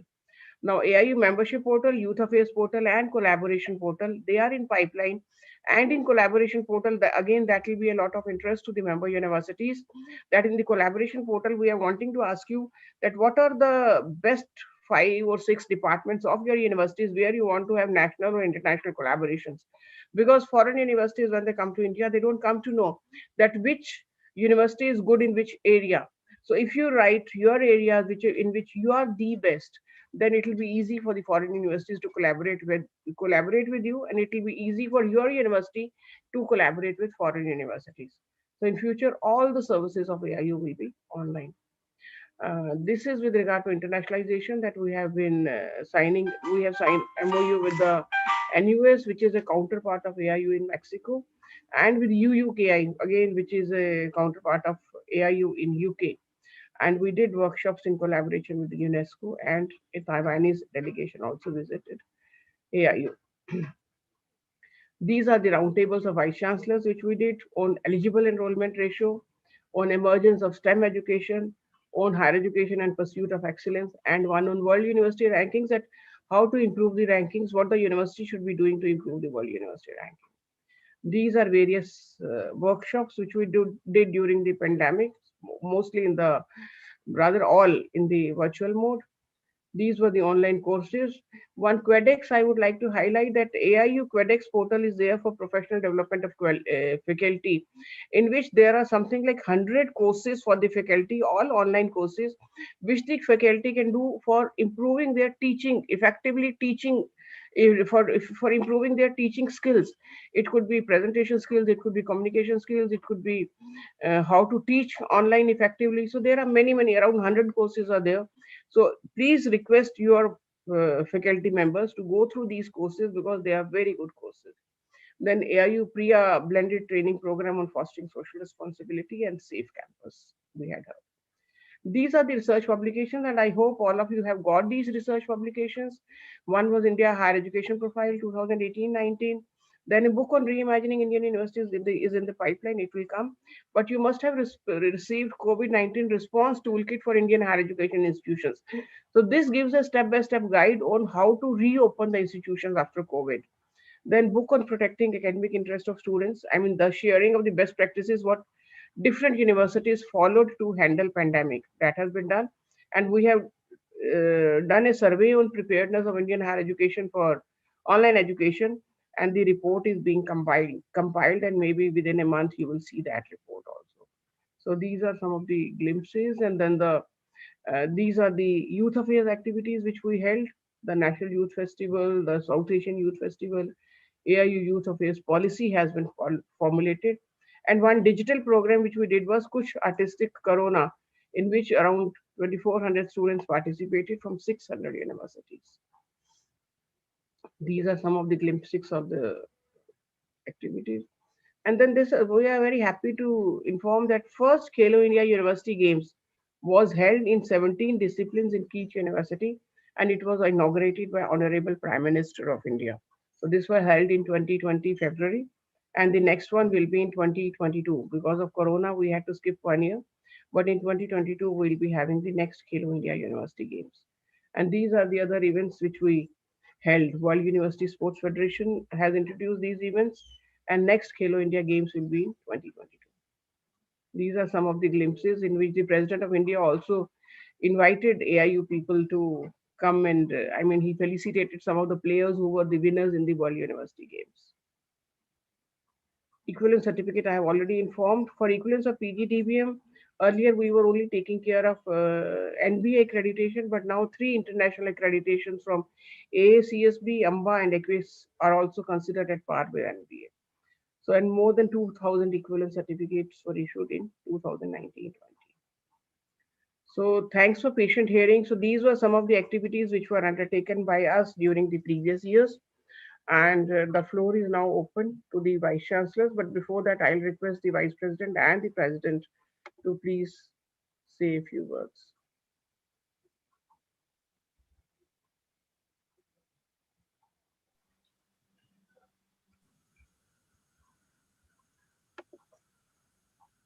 President, sir.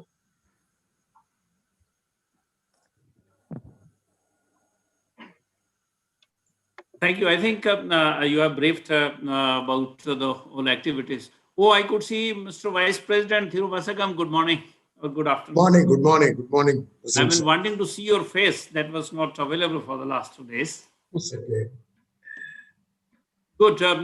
Initiating well, whatever has been done by AIU that you have reported, it's basically, let's wait for the comments from our zonal colleagues.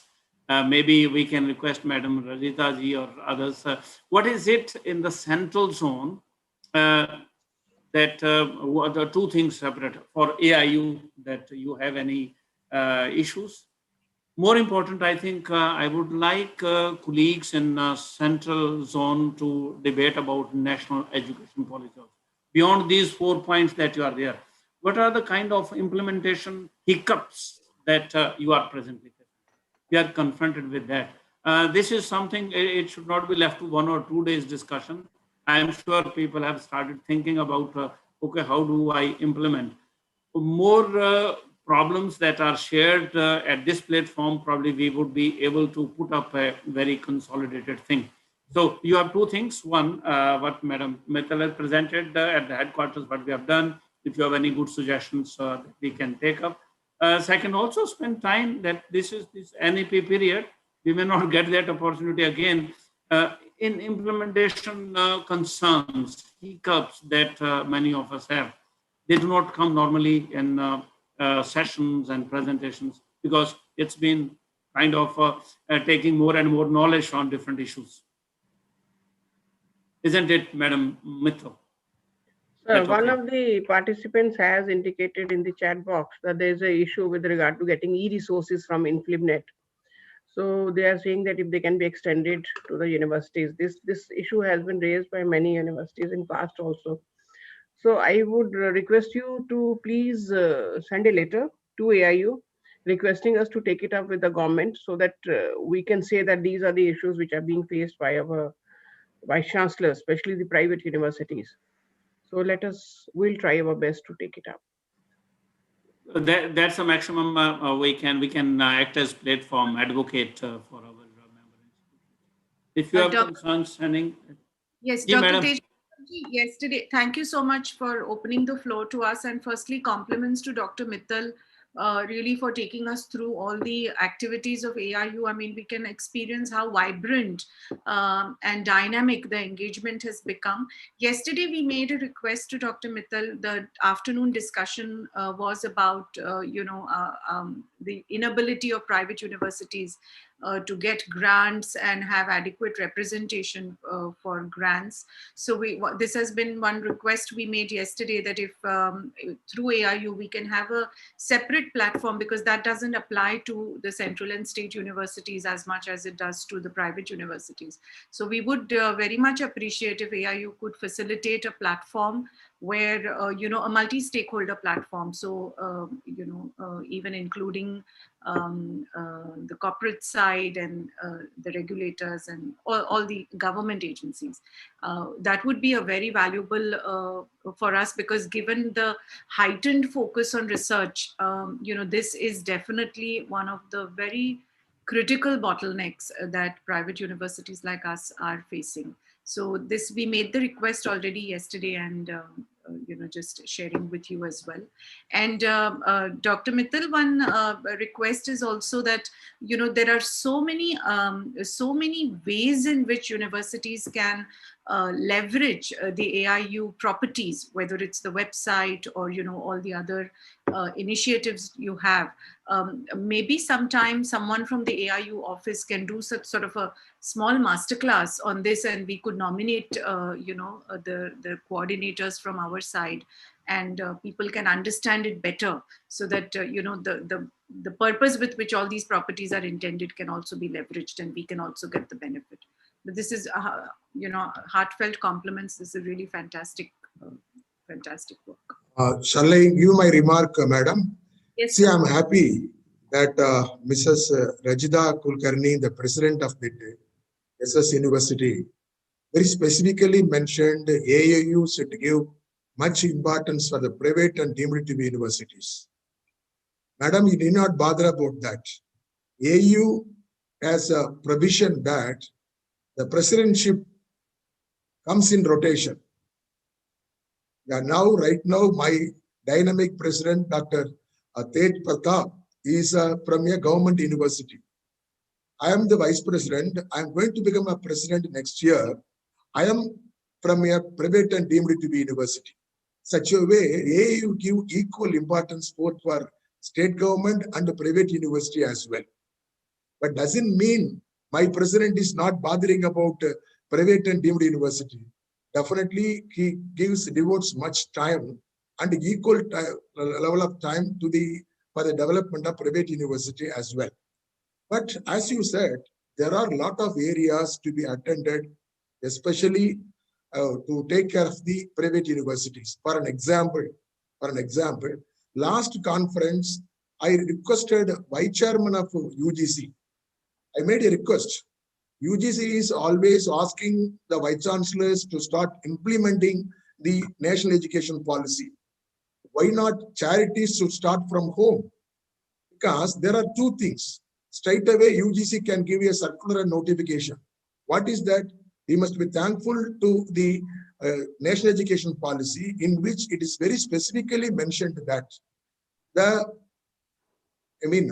designation of the universities hereafter need not be of a private or deemed university like that. All institutions of higher education of India, it is going to be only the nomenclature is university. See, give a notification by UGC doesn't cost too much. They have to send, because there's no financial commitment, that they need not get any further approval from parliament or from ministry as well. So straight away they can send a circular saying that all universities who are all under the category of private and deemed university, they can designate themselves as a university. That's number one. And hopefully we will be taking the issue forward and see that that kind of circular will be coming from UGC very soon. Why I am giving that much of assurance? Because I have a very, very, very, very energetic and dynamic Secretary General who had served many years in UGC and who has a lot of contact with UGC, who is none other than our Pankaj Mittal as well. And this is going to be the first help to the private and deemed universities.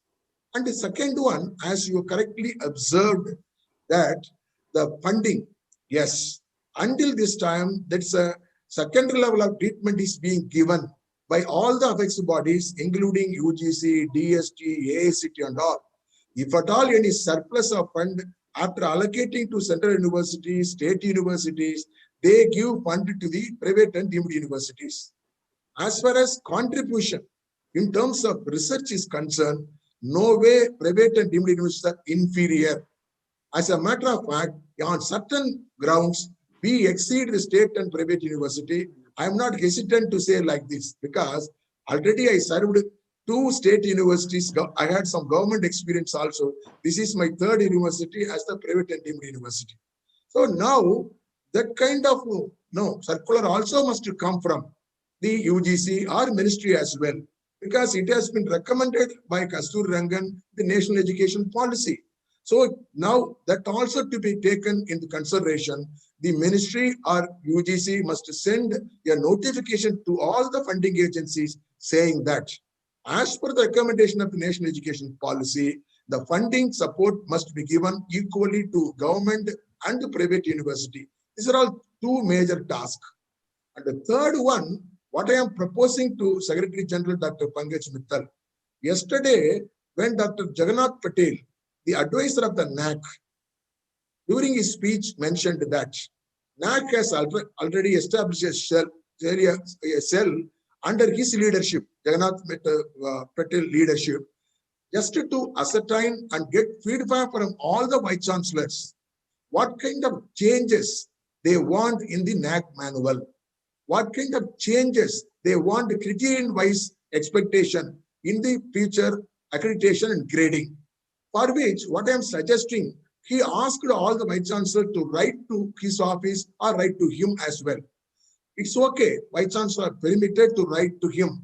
In spite of that, what I am requesting, hopefully my president and the secretary general, they can organize exclusive session or conference to give opportunity to all the vice chancellor to speak only about the difficulties they are going to face while implementing the national education policy. Sir, many conferences, many seminars, many workshops, even conference like this, we have been attending, we have been listening. All along, we are praising national education policy. Here and there, we point out certain difficulties. But I want an exclusive session. Not, of course, we appreciate, we advocate, we are for national education policy. With the 100% interest, we are going to implement national education policy, which is going to be a great treasure to India, which will take all the universities of India to a greater height globally. That we don't have any such reservation. But it all depends upon the success in implementation. Each and every vice chancellor, we will be facing many difficulties. Not only now, as vice chancellor, we may say yes. When we take these matters to the Board of Studies, Academic Council, Syndicate and Senate, we will be getting a lot of inputs, lot of difficulties, which will be forwarded by others, all stakeholders of faculty, students, parents and governments. So we can take 1 month time and we can have a conference under the banner of AAU, consolidate all the feedback and take it directly to the NAC, directly to AICTE, directly to other statutory bodies that will help us in a better way. This is my opinion, madam.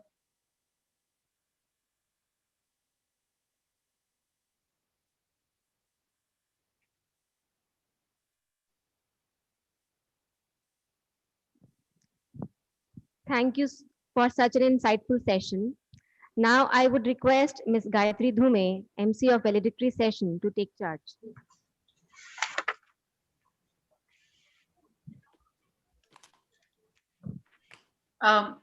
One moment, Gayatri. Dr. Tej Pratapji, is this okay to proceed? Would you like to make any more comments or remarks? No, well, I think very useful points made. I assure all my colleagues from private universities, as Thiruvasagam said, I've been saying it. That's been too long, even in AIU. It should not be the kind of gender disparity we talk about, private and government university disparity. I would equate myself from agriculture university with private universities. We are also equally discriminated. With NEP, there is need for equal treatment to all the universities, government, private, or agriculture, medical, law. So if universities are universities, somewhere this has to be discussed, and there has to be, I think that such an effort has never been made. And there were reasons for that amongst us also. Sometimes when the sources are scarce, then we, all of us, become selfish. That may be very honest and plain. Time has come. Thiruvasagam, you said it very right. Let us take it up from AIU side and work for providing a level playing field. In NEP, we are all universities. And if we are all, then our concerns are common. Our opportunities should also be common. And from funding wise, also it has to be common. But otherwise, Madam Rajita, I see that you have a brighter future. We are actually fighting a wall. You are not that much thing. It's only from distance you see it's fine, but it's everywhere. Even on this side, it is almost the same story. Anyway, we are a group concerned for those things as individuals holding this platform. Let us work towards making the future better for higher education. Definitely. We will work it out. All propositions, whatever is said here are not academic. Madam Mittal will take it up immediately, and with Thiruvasagam, we will see how we proceed further on. Sure. Thank you very much. Thanks for it. The good suggestion. Even if there are two and that comes out of the business session, that's good enough. Very good. We can proceed further. I'm very keen to listen to Shri Ravi Shankar. Anyway. Yes, Gayatri, go ahead. The time has come to draw a curtain to our program as we come to the close of it. A very good afternoon and a warm welcome to all of you to this valedictory session of the AIU Central Zone Vice Chancellors Meet hosted by Sri Sri University, Cuttack, Odisha. My humble pranams and a warm welcome to Pujya Gurudev Sri Sri Ravi Shankar Ji, the founder of the Art of Living and Sri Sri University, Professor Tej Pratap Ji, President AIU, Dr. Mrs. Pankaj Mittal Ji, Secretary General AIU, Mrs. Rajita Kulkarni, President Sri Sri University, Professor Ajay Kumar Singh, Vice Chancellor Sri Sri University, Dr. S. Rama Devi Pani, Editor, University News AIU, Honorable Vice Chancellors, other esteemed dignitaries and invited guests. I, Ms. Gayatri Dhume, feel immense proud to stand here before all of you this afternoon on behalf of Sri Sri University and take this opportunity to thank wholeheartedly the AIU team to give us an opportunity to host an event of this stature. To give a red carpet welcome to everyone assembled here virtually, may I take the pleasure of requesting Dr. Mrs. Pankaj Mittal, Secretary General AIU, to deliver her welcome address. Okay, thank you very much. It's a matter of pleasure and pride and honor for us that Pujniya Gurudev has agreed to grace our valedictory session. So Pujniya Gurudev Ji, Pranam. The President of AIU, Professor Tej Pratap Ji, the Vice President, Professor Thiruvasagam Ji, the members of the Governing Council who are present here, Dr. Rajita Kulkarni, the President of Sri Sri University, who has very nicely hosted the AIU Central Zone Vice Chancellors Conference, the Vice Chancellor of Sri Sri University, Dr. A.K. Singh Ji, the chairpersons and speakers of various sessions, if they are present right now, the Vice Chancellors of the universities in the Central Zone, the energetic team from Sri Sri University and the AIU who has been working very hard to make this conference successful. I welcome you all to this valedictory session, which is the end of the 2-day Central Zone Vice Chancellors Conference. First of all, I would like to thank the Sri Sri University, who has very kindly consented to host the Vice Chancellors Conference, Central Zone Vice Chancellors Conference on behalf of AIU. And they have done it very, very meticulously and very, very, I mean, the precision was there, minute to minute precision was there, and very innovative concepts they brought in, like planting a sapling in the names of the speakers and the chairpersons and the chief guest in their university, and they also commit to this, that there will be a proof to see. Rajita ji told in the morning that there will be a proof to see if any of us visits the university, will be able to see the sapling in our name over there.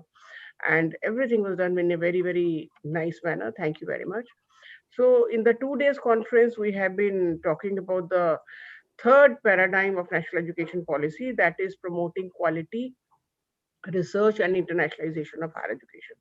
As I told in the beginning, that AIU is wanting to bring a very good implementation document, which should highlight for every for every recommendation of the NEP, that who are the stakeholders involved, what is the action involved on the part of each stakeholders, what are the timelines, and also what will be the possible performance indicators. So we have been working with Jindal Global University on developing this document, and the draft document was shared with all of you in the form of concept paper. I mean, different zone vice chancellors were shared the relevant portions of that document. And the team is also attending this conference. The whole team of Jindal, which is working on this along with AIU, is attending this conference. So whatever are the key issues, they are being taken care of, and the document will be improved. And I hope that this will be a very, very well consulted, well referenced document, where the implementation strategy of NEP will be laid down in a sort of a step-by-step procedure, and it will be in consultation with all the vice chancellors of the country. So that is what we are trying to do. And before we have our main conference in Ahmedabad, before that we will be coming out with the big document, and that document will be released in the national conference. So 2 conferences we have already held, East Zone and the West Zone, and the Central we are culminating today, and 2 more are left, North Zone and the South Zone. And with that, we'll be having a sort of a discussion on each and every aspect of NEP in a threadbare manner. So that is the intention, and that is what we are trying to do. And I hope we'll be bringing out a very, very good project. Now we are lucky to have, like Dr. Tej Pratap ji said, that we are very eager to hear what Shri ji has to say to the vice chancellors. So the session we are planning is in the following manner, that in the beginning, Shri ji will give his words of wisdom to all of us. And after that, maybe I'll ask one question, then I'll request the president, vice president, and the vice chancellors to ask questions from Shri ji if you want to have. So respected Honorable Gurudev ji will be giving answers to those questions. And after that, we'll proceed with the rest of the valedictory session, which will consist of report reading and the vote of thanks and all. So before we invite Shri ji, Gurudev ji, I think I should sort of give a small introduction about him. I know that he doesn't need an introduction.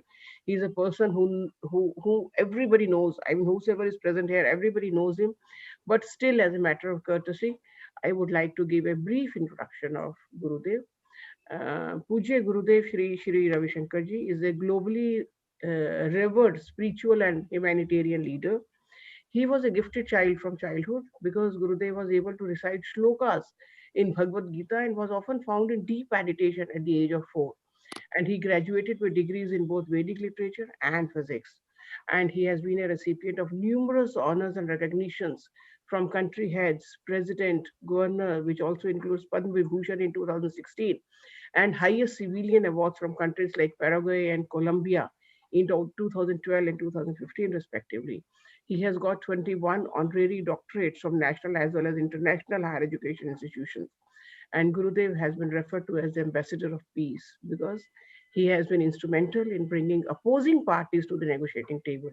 For example, in Colombia, Iraq, Ivory Coast, Kashmir, Bihar, Ayodhya. So opposing parties he brought on the negotiating table.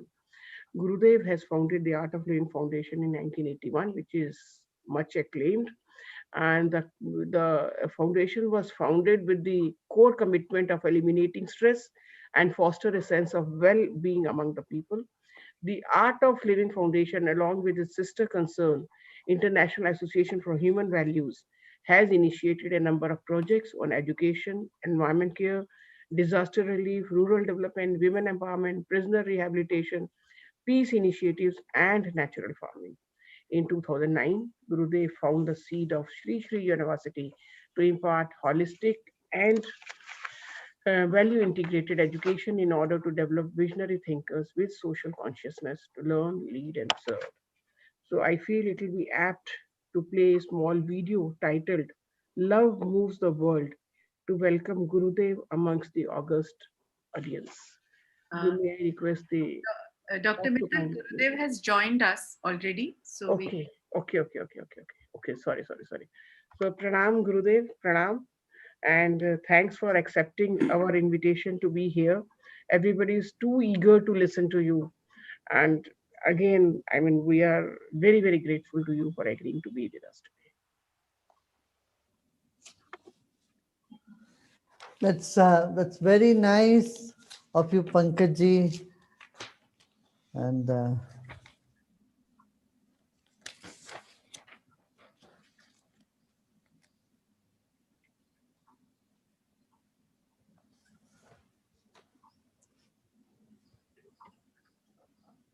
let me greet you all, congratulate you all the vice chancellors of so many universities in the central zone. You have all been deliberating on how to make our higher education more vibrant and bring it to the international level. As the brief that I have come to understand, so far you have all given very practical, pragmatic, and much needed ideas and suggestions. So this is the validatory session. I'm sure you will coming up with a plan to action paper in this session. Association of Indian Universities from several years have been being the platform for all vice chancellors to come up with your own ideas, creative ideas, thoughts, and sharing those thoughts and values is of immense value. It is very much needed today. India is known as a knowledge bank from centuries. People used to come here to study, and we are a vibrant population wherein research and innovation has been there from centuries. Today, we need to direct our youths more into these higher studies. Studies are not just for job, but it is for bringing up an evolutionary process in human life. Research work has to be taken much more seriously. Often, if you ask youths, they want to do some studies, and when it comes to research, just very few people get motivated. The others are looking for some job or want to start up some factories or want to start some work. So there are very few youths who are motivated to take up higher studies and higher research. For that, resources are a constraint. Now, I hope our government gives more importance to research. I'm sure it's already doing, but you can also insist and go to them to fund more research students to take up research. Able students should take it up seriously, and we have excellent brain power that just needs a little direction and harnessing. In today's world where there is so much stress and tension, diverting one's attention to higher studies can definitely clear quite a bit of confusion that young people are facing. Having said this, I would say we also have to boldly present what we have with confidence in the international arena.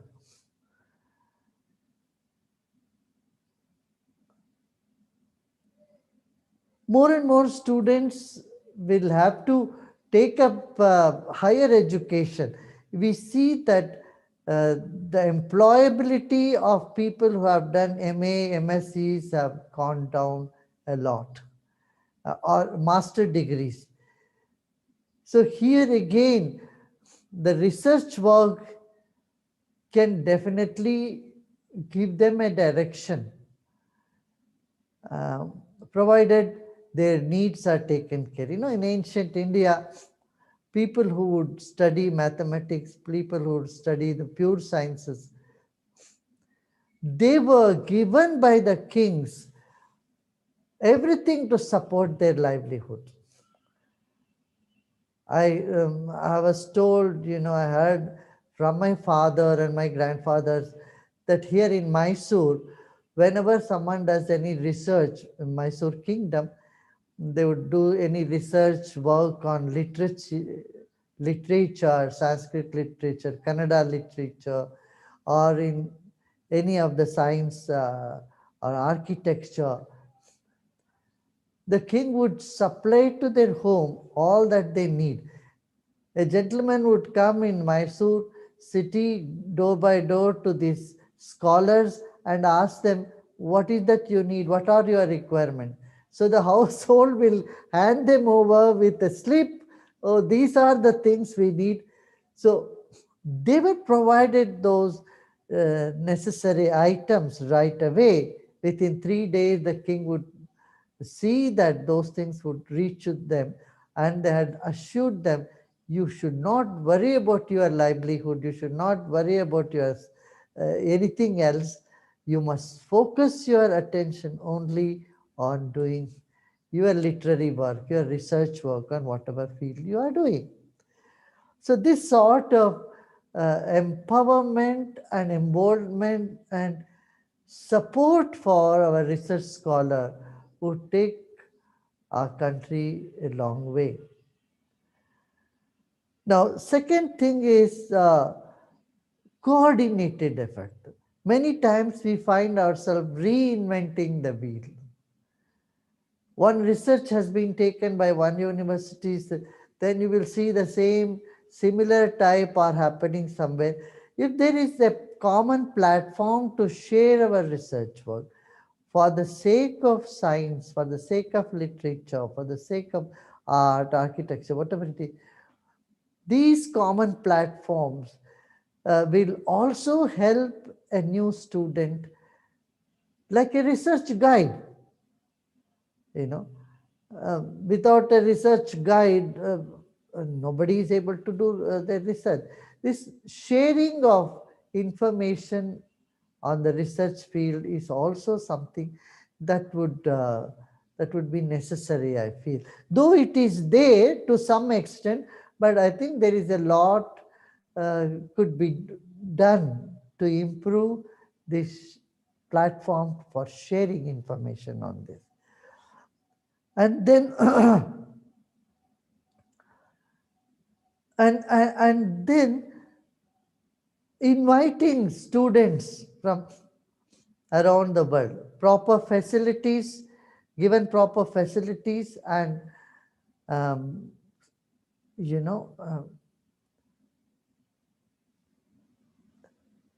that specialization in innovation, intuition can draw young people from outside India as well. For any researchers, we need sharpness of intelligence, keenness of awareness, intuitive ability, and innovative capacity. If we have these four things, sharpness of intellect, awareness, keenness of awareness, intuitive ability, and innovative spirit, then you see higher education will not just stay in cupboards, it will come back to the society, which is happening. If you see in America, in Europe, there is a lot of stimuli that has been given to people who have been in the research field. So, and that research should have to translate into on the ground as innovative spirit. Now, intuitive ability is very essential. If a person is stressed and not in a good mindset, then higher education will remain just a name.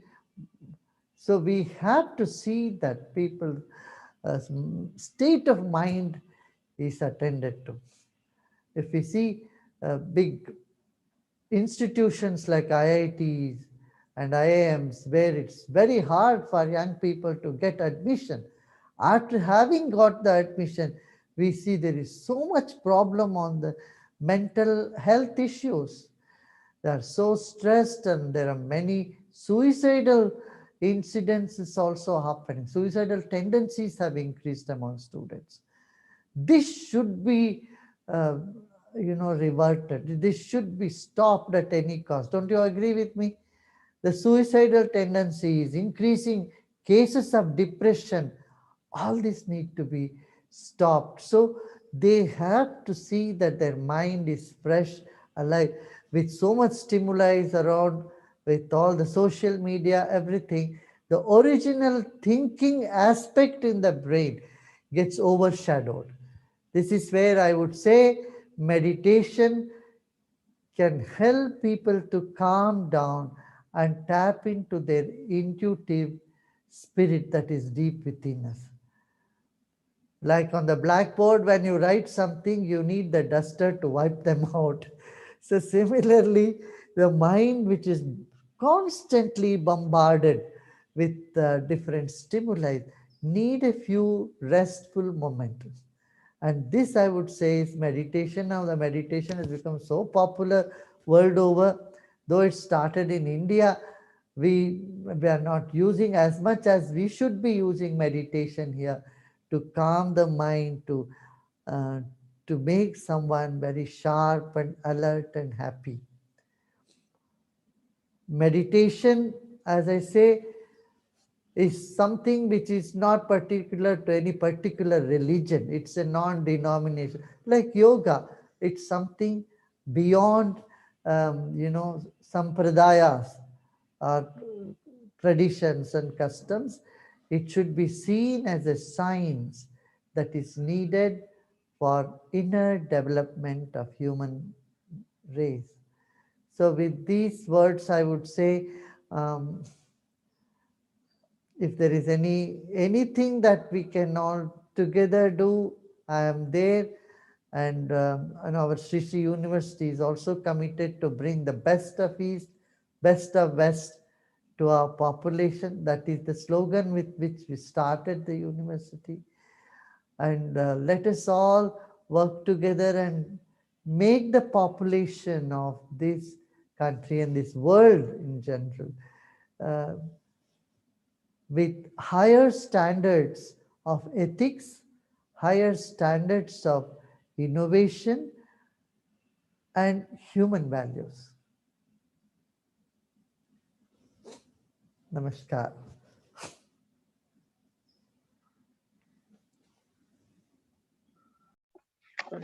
Thank you, Gurudev. Very well said. The importance of research and the way you said the research was inculcated by spending on research by the kings in the past and the intuitive value, which is very important. And thankfully, the national education policy does realize this, and a lot of emphasis has been given to creativity, critical thinking, and value education. And your meditation, you'll be happy to know that yesterday we did have a small meditation session with Rajita ji, and that itself was such a divine experience. So I'm sure having a meditation session with you will be, I mean, something a bliss which people will be looking forward to.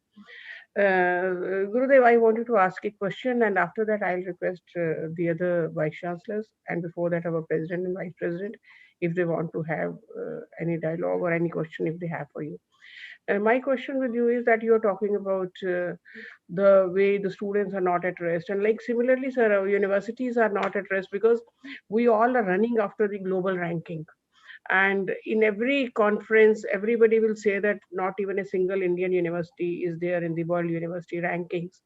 So my question is, should we really be running after the rankings, or we should be doing our work in the best possible manner for our domestic use so that our students are benefited, whether it is research or teaching or the subjects or the content. So should it be at par with the international standards so that we come into international rankings, or we should take care of ourselves first? So that is my question. I think it goes together. When you take care of yourself, your ranking will automatically go up. And when you look around and when you see other people are progressing faster, that can also motivate you to, for your own performance. And in that sense, as a motivation, ranking is good. But as competition, if it is hampering your enthusiasm, then ranking is no good. So it is up to us, how do we perceive a ranking? As a motivating factor or as a competitive competition that would drag us back? Then I would say take the former, leave the later. Very true. Very No need to be stressed about it. no No need need to be to be stressed about it. stressed. But if we do good work, we will automatically come in world ranking. Yeah, obviously. Thank you, Gurudev. Thank you. So Tej Pratap sir, would you like to ask a question? Namaskar, Gurudev. I am Tej Pratap, President of Association of Indian Universities. I met you earlier in Palampur. I was there. You had visited our university in Palampur. I have a very specific input. You already emphasized very much on research quality, ethics, values, very true. We are presently with national educational policy confronted with another same run for goals, internationalization. With your wide experience, this is about the time you must advise us what kind of internationalization we should be thinking. One was actually sending our students outside. Now all of us universities are challenged with this whole idea, internationalization. You should have more students from outside or you should have faculty. What is it? I think India needs to decide. And the danger of commercializing internationalization for money, or I think here I face this situation. Should it be for earning money or should it be for sharing that great values, Indian ethics? If that, what will sell tomorrow, if I put it another way, from Indian universities? Our quality standards, I'm sure the US guys or Europeans are not going to come here. But what is it that the whole world can look towards our universities? And your final imparting words to all the universities, that if you are looking for internationalization, what should we focus on? Your advice on that. Yeah. Ecosystem. We need to create such an ecosystem which draws people from around the world. Number one. Second is our marketing or our image that is being projected outside India has to improve a lot. It has improved from before. IT sector has given a great impotence to our image. Spirituality has given a great upliftment to our image. no doubt. Still today, the image of India that is being projected in the media outside is something that is not desirable, which is not true. If not only desirable, it is not appropriate, it's not what it is. India needs a better branding outside India, for sure, in the international arena. So when India's branding becomes higher, then automatically the draw will be here for our universities. See, today there are students going from India. We have huge population. And if our students are stopped going abroad to Russia, to Ukraine, to all these small countries and of East European countries, you know, many of the universities, they may have to shut down some departments. This could be the case even in America. Large number of students in Australia, in America, they go and they all thrive because of Indian students. First of all, we have to see how we can arrest this this flow of like brain drain, or we can say brilliant young people, they want to go study abroad.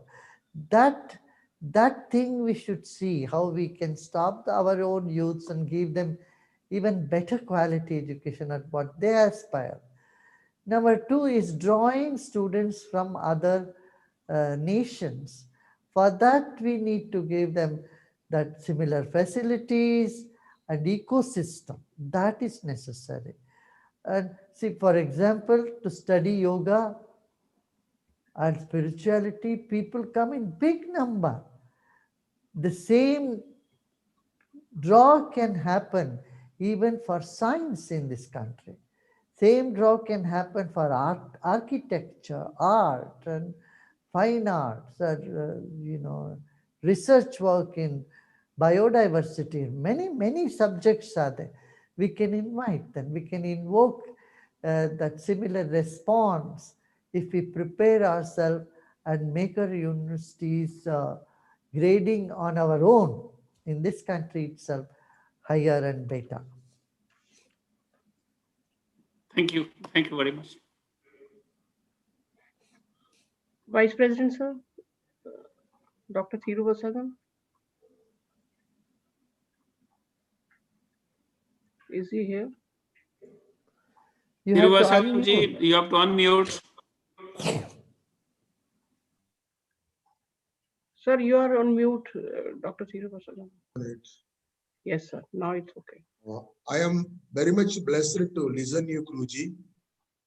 It's an ample opportunity given by your esteemed university. Guruji, as you have rightly stressed, there should be innovative spirit and equal importance should be given for human values in the higher education system. Fortunately, you yourself, Guruji, established a university. You are part of Indian higher education system. You know better than us. As far as the curriculum of today is concerned, we have been given model curriculum by our apex bodies like University Grants Commission and AICTE. Fortunately or unfortunately, there is no content of human value in the major curriculum. They asked us, if at all any university wants to give that kind of education of human value, you give it as a certificate program or as an add-on credit program. When we take this option to the students, you know the mentality of youngsters of today. They are not volunteering, coming in large number to take such courses of additional credits, not with the main credits. I would like to know from the Guruji, do you want us to impart as part of the main curriculum, or how can we pursue the youngsters to join large in number and enrich their character in the form of a human value?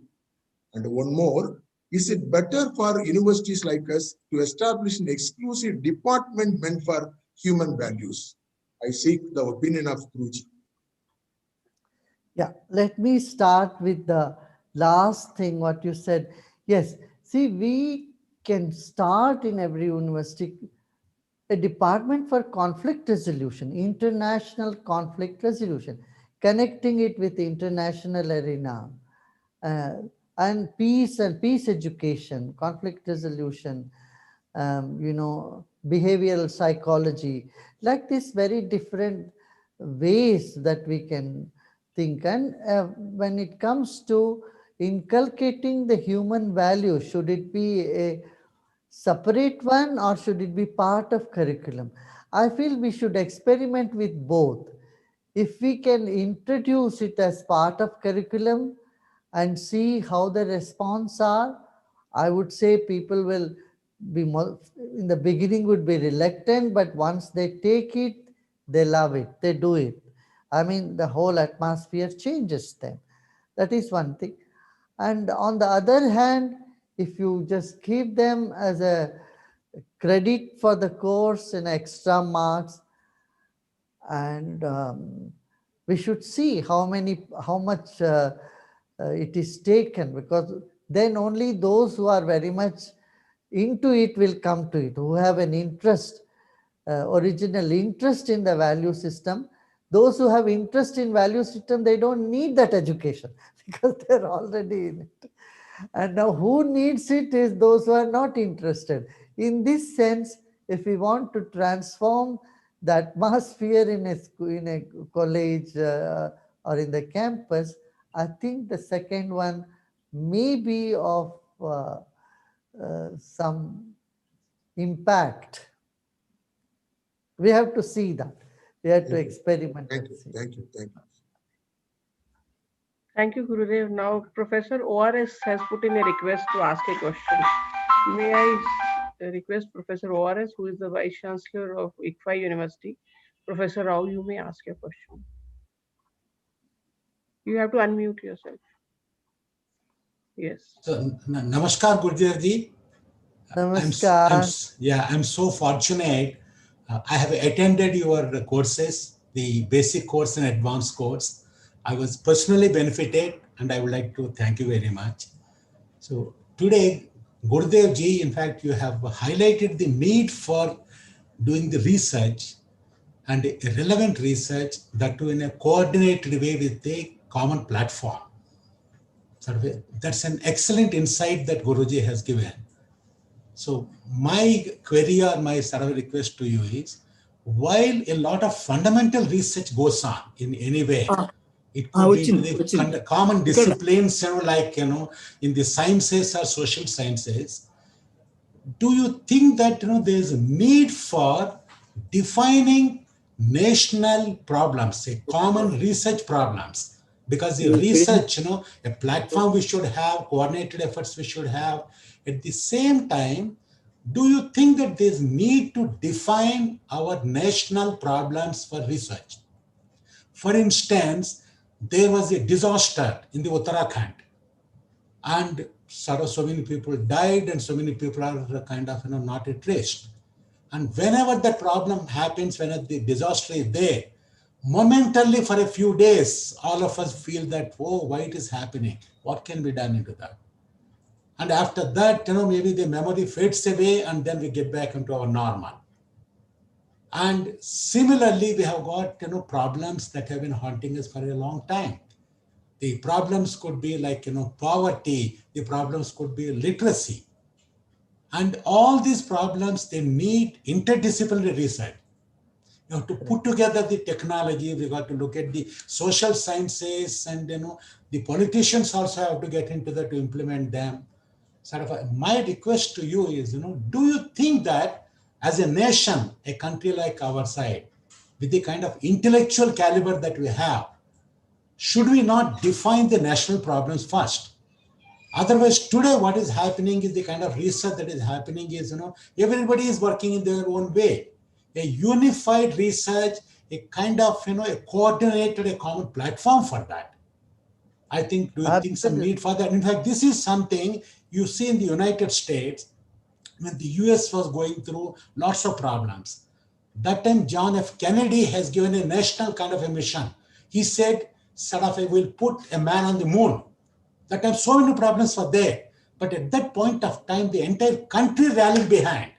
They said, yes, we'll make it happen. He has given a time frame, and he said, by this time, the entire country must do that, whether research or otherwise.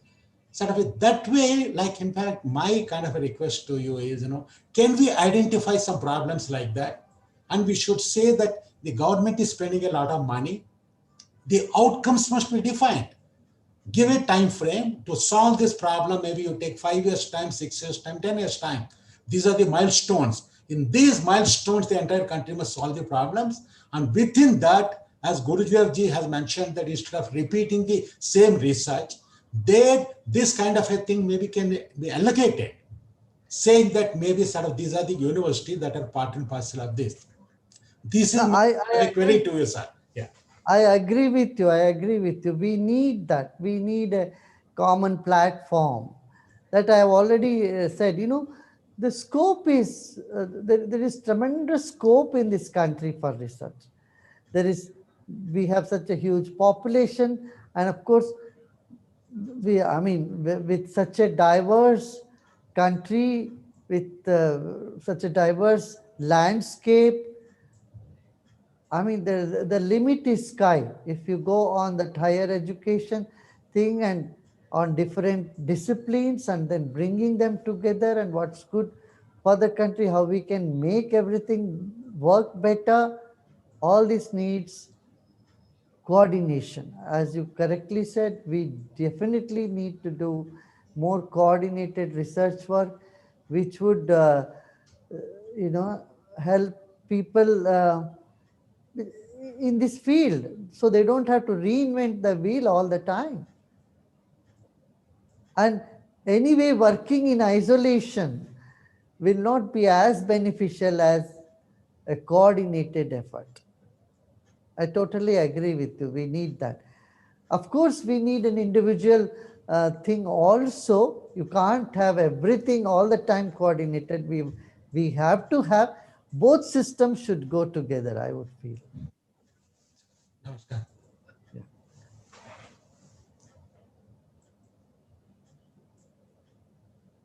आपका mute हो गया Pankaj Sorry. Gurudev, thank you very much. We have two more people who want to ask questions from you. One is Professor Upinder Dhar, who is the Vice Chancellor of Vaishnav Vidyapeeth, and one more, Dr. Sudesh Kumar Sohani, who is the VC of RKDF University. So after go ahead. close the session. So first I'll ask Professor Upinder Dhar to please ask his question. Namaskar, Pujya Gurudev ji. I had the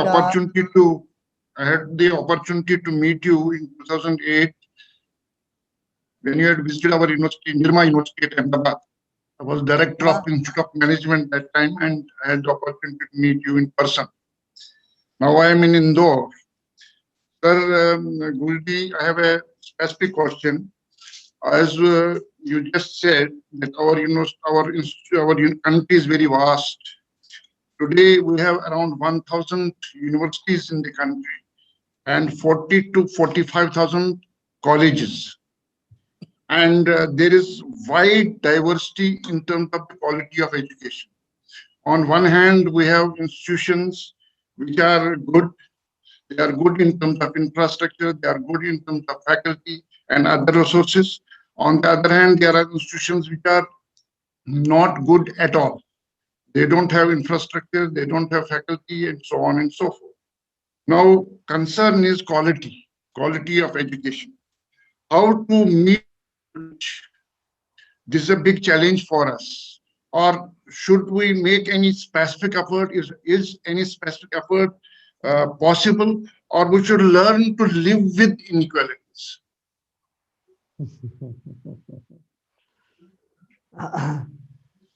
There is scope for improvement all the time. We must keep improving. And anything that is substandards, that UGC should take a call on it. They must put their foot down and say, we are not going to let the quality of education suffer in this country. So again, here a big group or a solid group of monitoring the quality of education around the country is essential. I feel they should time and again, they must visit the colleges and see, take the feedback and implement whatever is needed to keep the quality. It's like, quality check of milk in the dairy, in the dairy farm, रोज जो दूध आता है रोज वो test करते रहते हैं. ऐसे ही हमारे देश में भी बार बार हमको टेस्ट करते रहना पड़ेगा, अपग्रेड करते रहने पड़ेंगे इसको. But that is necessary, yeah. Even if we cannot expect all the university to top, at least even if 1/4 of the universities of this country get to that level of really international standard and top on all counts, we are very very happy. We are done with, and then the next another 25-30% of the university will follow. They will come back. You may have a few university, maybe 5%, 10%, which is substandard, which we cannot, we cannot do anything about it. In fact, they would be the benchmark or a lesson what one should not be doing. Yeah. Thank you, Gurudev. Dr. Sohani, and I'm also thankful and grateful to Gurudev for spending so much of time. We had asked for 45 minutes and we are just nearing 1 hour. So we'll hopefully have this as the last question, Gurudev. Dr. Sohani, can you please ask your question? Yeah. Vinamra Namaste, Gurudev ji. Namaskar. Sir, in this competitive world, let me be very specific about raising one small query. I think you only can come up with, provide us a kind of solution for not only for the country, for the entire world. In this competitive era, the students are under huge stress. Like they have been having not the students themselves, but right from their schooling, is when they are entering KG1, KG2, or even since their birth, the parents are so much of worried about their kids having a right career and whatnot, and then putting a lot of pressure on the kids. And then when they come to the university, it is a different kind of scenario for them. As you have well said that in the IITs, there has been some kind of tendencies of societal tendencies. So how the world, and especially asking Miss about the students going to be coping up with this kind of scenario, if at all you may kindly advise us on, so that we can further push it to our students and then create a morally up environment, sir. Please. See, when you write in blackboard, afterwards what you do, you take the duster and then dust it. You clean the blackboard so that you can write again afresh. Our mind is also like a blackboard, but we forgot to take a duster and dust it. Then what happens? You keep writing, overwriting one about the other, then nothing is legible. In the same way, when we teach people yoga and pranayama and meditation, we are helping the container of knowledge to expand. If our bowl is small and we keep stuffing things in it, it's going to overflow. It won't, the vessel will not be able to hold it. That is why there is a word in Sanskrit, patrata. Hum log kehte hain na patrata. Increasing the potential of the person, the capacity to grasp, retain, and express. Education is dependent on perception, observation, and expression. These three things have to improve. For that to improve, the instrument called mind needs overhauling. If you simply keep running without giving it petrol, without overhauling it, without servicing it, it's going to wear out very fast. See, in our generation or 2-3 generation, we didn't have internet, we didn't have so many stimuli for our brain like TV and all this stuff. So we had fairly free time for the mind to observe the nature. आजकल बच्चों को वो बात नहीं होती, हमेशा gadget के साथ रहते.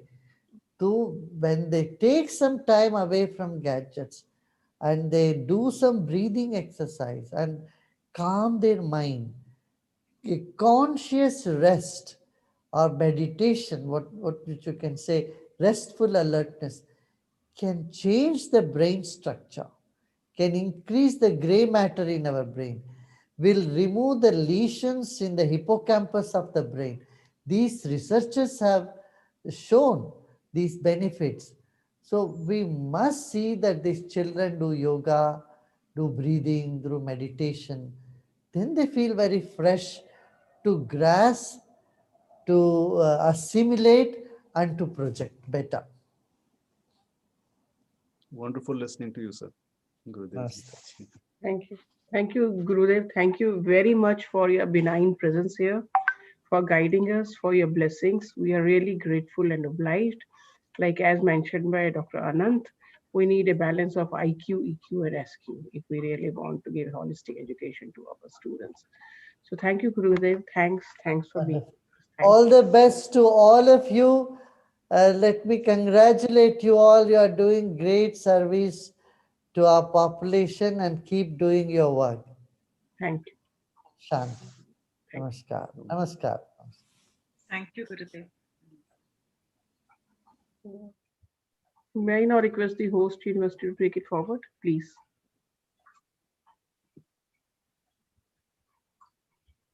For the successful implementation of the new Education Policy 2021, enhancing quality, impactful research, and globalize the Indian knowledge systems again as it used to be in the times of Takshashila, Nalanda, and Vikramshila. I also thank Dr. Pankaj Mittal ji for her warm welcome address and for facilitating the open house session. I now invite our Honorable President of Sri Sri University, Mrs. Rajita Kulkarni, to deliver her address on behalf of our host university. Thank you very much, Gayatri. Actually, after listening to Gurudev this past hour, there is, I think we are all feeling that illumination. So there is little left to be said. But what I would like to end by saying, firstly, I want to express my thanks to AIU, Dr. Tej Pratap, Dr. Tiruvasagam, Dr. Mittal, and the entire AIU team, of Vijendra Kumar and Dr. Ramadevi Pani for such a fantastic partnership. Firstly, thank you for the opportunity, Dr. Tej Pratap and Dr. Mittal. It was a great honor for Sri Sri University to be a virtual host. As I said yesterday, if it was in person, we would have been able to express our hospitality better. But great to be the virtual host, great to invite all vice chancellors, esteemed vice chancellors from so many universities to our virtual campus. And for a really thought-provoking day and a half, the choice of subjects that we deliberated upon, the insights from all the speakers, the fact that we got AICT NAC into the room for very important discussions. I think it has been an extremely rich day and a half. Has given a lot of, I think, food for thought. And I think what Gurudev said came also in many of our discussion themes, the need for collaboration, the need for common platforms. So what I would say from the side of Sri Sri University, we are a young university compared to many other universities and vice chancellors present here. And we are, taking steps ahead in many new areas. Gurudev's philosophy of the world is guiding many of our niche program decisions. We ourselves have a research center for conflict resolution and peace studies. We are setting up a research center for water. So one of the thoughts that came up is how can we collaborate together to really solve the problems of the world, solve the problems of humanity. So what I would like to say from our side is that we are very keen and eager and ready to collaborate with Indian universities. I think as much as internationalization, I think there is a lot of scope for national collaborations. So we are very keen to do these collaborations, and after the conference, we will be we will be happy to reach out and connect bilaterally to take these conversations forward. It is our vision, as Gurudev also said, that to create a best amalgamation of the East and West.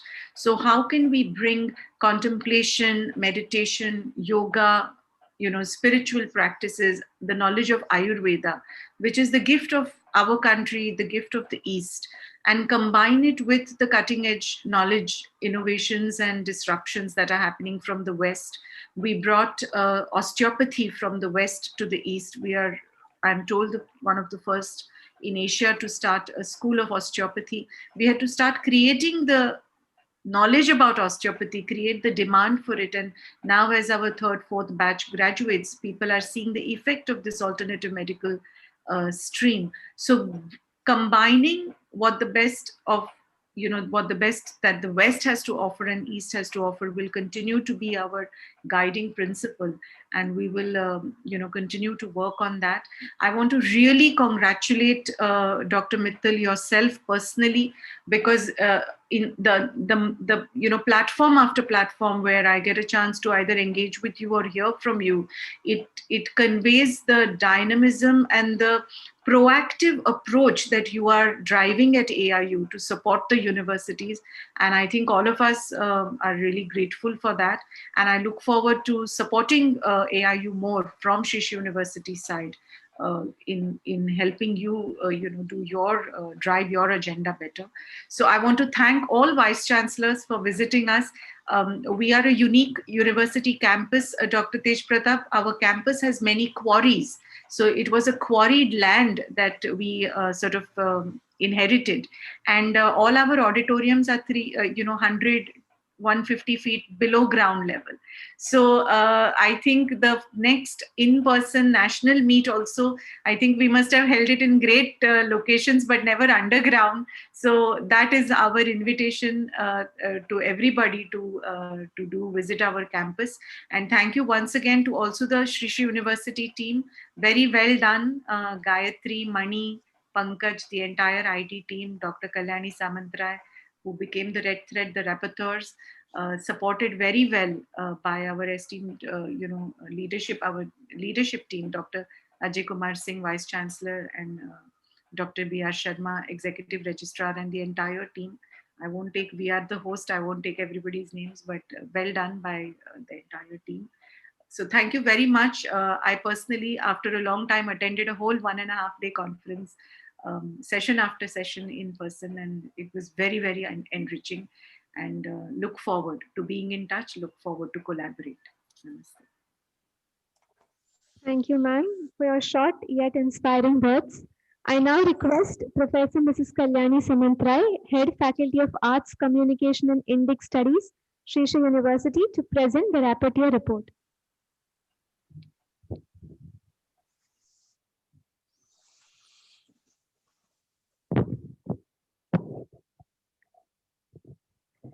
Thank you very much, Gayatri. Good afternoon and namaste.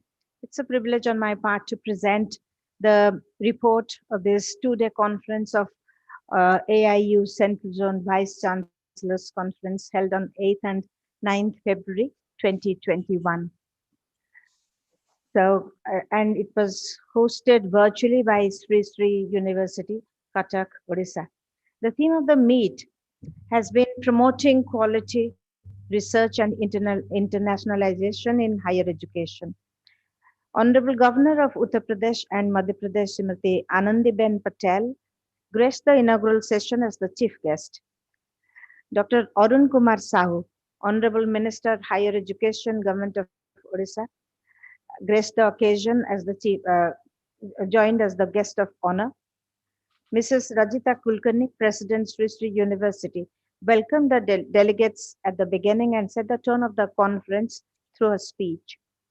Dr. Tej Pratap Singh, President AIU, and Dr. Mrs. Pankaj Mittal, Secretary General AIU, gave the introductory and the presidential addresses at the inaugural event. Professor Ajay Kumar Singh, Vice Chancellor, Sri Sri University, offered the vote of thanks. Honorable Governor Srimati Anandiben Patel released the AIU journal University News, edited by Dr. S. Ramadevi Pani, head of the Research Division, AIU. The tone of the conference was set by the dignitaries of the inaugural session, basing upon the major concerns of renovating the teaching learning process, enhancing meaningful research, and promoting a two-way internationalization of education, all within the ambit of NEP 2020.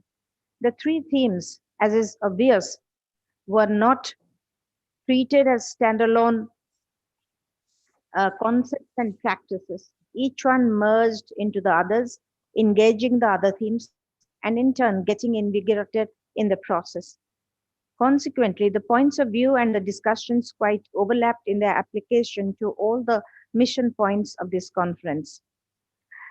Lessons from COVID-19 for the Indian education system and the society, and India's growth and contribution towards the pandemic became the focal points of the inaugural session. COVID-19 has been the foremost witness for Indian scientists and the Indian way of research, which have contributed from labs to land by supplying vaccines at the earliest, not just to our people, but also to several other nations of the world. The AIU's focus during the pandemic has been the remarkable efforts at extensive teacher training to implement online teaching learning. This has revamped education in India with the required novelty in pedagogy and opened up vistas for research facilities in other than the traditional modes. In the later sessions, the speakers drew attention towards the drawbacks of lack of flexibility in the regulations and acts that cause deficiency and non-performance in our education system, since universities do not actually enjoy true autonomy in the areas of innovation, projects, and introduction of new courses. It was, however, ascertained that the features of NEP 2020 can help in alleviating many such issues affecting Indian higher education. NEP 2020 also supports Indian higher education to grow to become more research focused and multidisciplinary. The challenges faced include the lack of finances to invest on quality and the survival of institutes during the pandemic because of that reason, and the need to produce good research scholars to contribute towards local needs of farmers, states, and local communities. Now, looking at the needs and challenges, the erudite and insightful deliberations during the different sessions cogitated upon the general and the specific needs and challenges that the higher education system faces today, particularly in the context of COVID-19 and the 21st century requirements for teaching, learning, research, and internationalization. The challenges faced include that of lack of finances to invest on quality education. The speakers during all the sessions calibrated the general and the specific challenges, and the laudable initiatives that the universities have started to adopt to remedy the emergent conditions. Three major ingredients are needed for research to sustain, which includes faculty, research infrastructure, and institutional policies. Institutions need to be led by exemplary leaders. We also need to produce great research scholars to contribute towards local needs of farmers, local communities, and states. 5 verticals were presented to meet the needs that are that have been identified as a favorable policy for recognizing good research, identification of thrust areas, association with industry, immersion programs, and societal participation. Corporate participation is another need in setting up lab facilities for science and technology. There's a need for faculty members to also consider mentoring startups. NAC accreditation was another concern raised during the deliberations. to establish NAAC's key initiatives on global good practices, facilitating quality and excellence in higher education. There's also a need to adopt the AICTE's domains of pursuit in research, invention, innovation, and production. AICTE's schemes meant for school students, general college students, technical non-campus students to train for 21st century skills are aligned to Atmanirbhar Bharat. There are needs to create the proper ecosystem for international students in India, as also to support our students in their international pursuits so that we can expand our global role through internationalization. Ultimately, all of us need to reflect upon preparing our universities to brace the emerging COVID situation and moving towards education without examination and to come out of our comfort zones in upgrading teacher skills, curriculum, and student readiness for market challenges and social responsibility. The action points, major action points from these discussions are the following: to align national, institutional, individual, and international goals, to create the ambience for disciplines to merge, cutting across traditional boundaries both in classroom teaching, learning, and in research, to create a different type of mentoring system to take over the old school teaching practices geared towards lectures and examinations, to orient teachers and students towards state-of-art educational practices so that classrooms and learnings can be innovative and teaching can facilitate the acquisition of 21st century skills, to orient early learning towards research so that young children are oriented to teaching that can change and they can establish, there is a need to establish a robust national research fund, exploring the possibilities of private research funds as well, to facilitate an equitable distribution of research funds between STEM subjects and humanities and social sciences, to create a separate forum for private universities under the umbrella of AIU to present and resolve their issues, to create the scope of innovation in academia to be market sanctioned yet socially relevant, to formulate a symbiotic teaching learning process between national and international educational perspectives by inviting teaching faculty from foreign universities. The achievement report was read, achievement report of the AIU was read by Dr. Pankaj Mittal. The valedictory session happened under the benediction of Gurudev Sri Sri Ravi Shankarji. I thank all the dignitaries who graced the occasion, the AIU officials, the panelists, and the participants for creating such a wonderfully engaging time for everyone and for affording this opportunity to Sri Sri University to host the occasion. Thank you all, everyone. Namaste.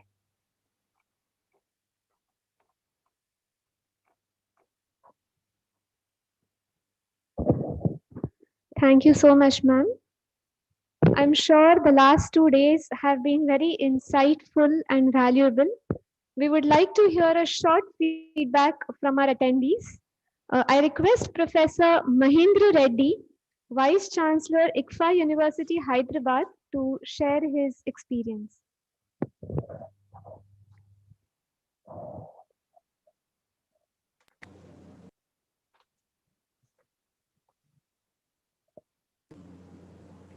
Am I audible?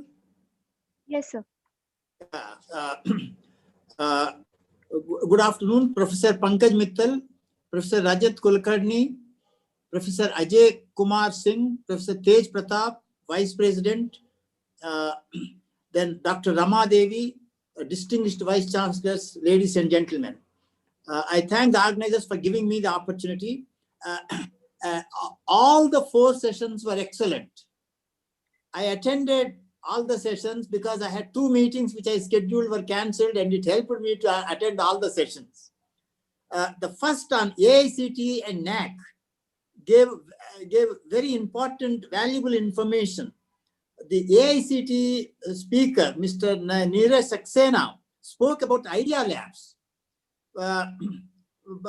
which is extremely important on the concepts and foundations for, and development of creativity, and ultimately go for startups. Ultimately, Atmanirbhar Bharat means startups. And that session has helped us when we go back to the university, when we can think as to how to go about having startups. That is that is the focus now. Similarly, Professor Jagannath Patnaik mentioned about paradigm shift in NAC, more towards technology. A paradigm shift has already taken place. He mentioned about it, and he also advised us to work on what kind of changes we have to bring in NAC to accommodate the new national education policy. And then he focused on greatest priority towards objectivity in NAC decisions. That's very important point which he has made. The other three sessions, teaching, research, and internationalization, all three are interrelated. Teaching and research are two sides of the same coin.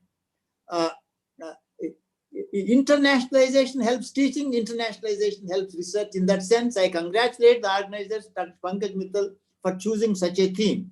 Now, the focus was socially relevant curriculum, student-centric learning, teaching, case approach, focus on faculty development, and technology, and focus on industry relevance were emphasized. And then learning, classroom learning is all right, but if you can focus it towards projects, experiential learning will be more effective. The research panel was also excellent. The importance of research, not only at the PhD level, but even at undergraduate level, was focused on. Another important point was what kind of a research we should be doing. 2 points raised was relevance and rigor. Now, we need to have relevance to Indian context, and so far as the rigor is concerned, it has to be Western developed countries' methodology, which is more rigorous. In other words, relevance to the Indian context and rigor in terms of the methodology and objectivity should be well developed. The large number of startups in yesterday's session by BITS Pilani, Vice Chancellor, about 700, something which caught the imagination of every participant in the seminar. Most important is, one of the observations made was, we should go for such organizations should work for, persuade the government to move towards 6% of spending of GDP on education. Because quality is a cost. Quality does not come free. So we have to work towards increased spending on education by the government. Finally, the last session today, internationalization, was excellent. This is very desirable. There should be student exchange. There should be faculty exchange. There should be research projects. There should be joint degrees. There will be a semester abroad. There should be a year abroad. Twinning programs, these to be encouraged. Then it was also pointed out that the national education policy recommends establishment of top 100 universities in the world in India. This is a most welcome step. But as Guruji said, you have to have your environment ready to receive them. And these top universities establishment not only benefits the Indian students to get higher quality education at a lower cost, but also it helps the Southeast Asia, West Asia, African country students to come to India rather than go to US, UK, Australia, because they are much more expensive. So they will be able to get education at a lesser cost, and India will have more foreign students in its land. But as Guruji said, we should have the environment to welcome them, to receive them. During the COVID, there may be some slowdown, but ultimately internationalization is going to play a more and more important role. Finally, to conclude, I'd just like to take one point. Since the audience are all Vice Chancellors, my request to Dr. Pankaj Mittal and all the distinguished members here, that let us have, in our university, our policy is 50-50. My suggestion here in this internet, in this conference, regional conference or zonal conference is 60-40, so that 60% of the total time, if it is 90 minutes, if it's 100 minutes, 60 minutes are spent for presentations, and interaction time should be more, because everybody coming here have points to make, have observations to make, have raise questions, or give their own experiences. So I request you to think about making the allotment of time in terms of 60-40, 60 time for the chair, 60% of the time for the chairman and distinguished panelists to make the presentations, and then remaining 40%, you respond to the questions and there should be an interaction. Finally, I must say, I must congratulate everyone for their excellent organization of this conference, and the time planning was super. I congratulate the university for this. Thank you for the opportunity. Thank you, Professor Reddy. I request Professor B. S. Satyanarayanji, Vice Chancellor, C.V. Raman Global University, if you would like to share a few.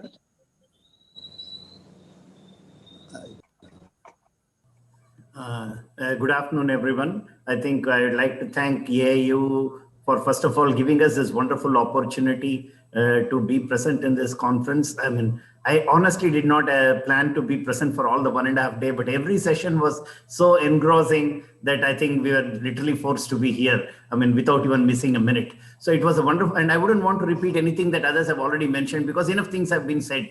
So just I want to highlight on 1 or 2 points, which I think is, in my limited opinion, we are a new university, just 10 months old.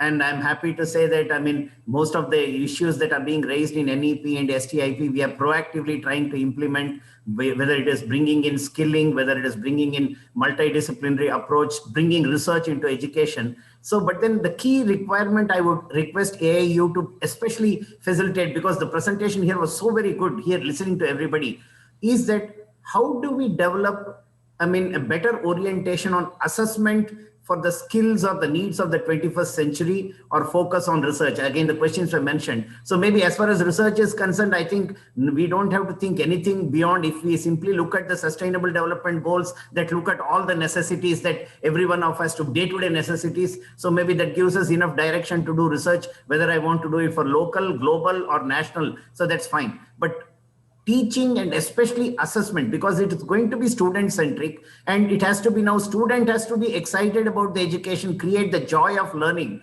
And so the assessment also should be enabling him and creating an enjoyment in the learning. As Gurudev already mentioned, it has to be motivational. Our education has to be motivational, and the assessment has to be, again, in motivating the student also, just like we as a university have to be there.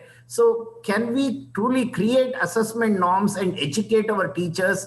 We are trying to do something with a multidisciplinary approach, as I said, and having about 25 skill facilities where so that from day one student can work with the skill and understand from fundamental and skill together, knowledge and skill together. But the key is, can all of us put together the provision for assessment right from developing, as already, I mean, Guruji mentioned about awareness, I mean, innovativeness, and I mean, ability to ask questions. So from inquiry to quantitative ability, can we develop a matrices for assessment so that every teacher is said, whether you do an assignment, whether you do a class test, whether you do a project-based work or skilling, can this, I mean, aspects of problem solving, critical thinking, analytical thinking, ability to ask questions, and then even bigger, simpler things like ability to communicate and write them, metrics for saying all this has to be there in every assignment or project, including the societal need. Therefore, we don't have to look at ethics and societal need as a separate aspect, but integrate it into a day-to-day assessment.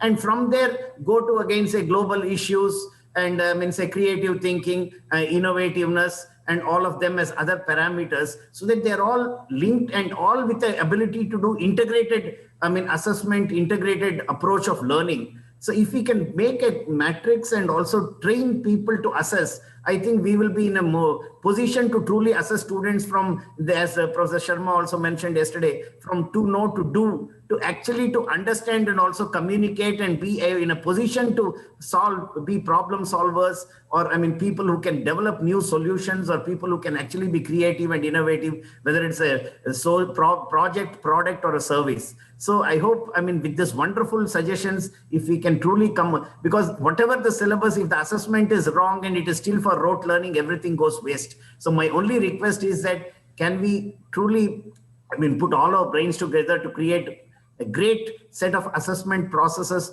for any project, any assignment, any culture, societal engagement activity, to, industry engagement. And I think it will help go a long way in making sure our education becomes relevant. The student actually gets excited and truly gets into the mode of enjoying education rather than making it a drudgery. Thanks once again for a wonderful opportunity to listening to all the experts. And thanks also to Sri Ravi Shankar Ji University, because again, we could get some aspect of the ambience also because it is being held here.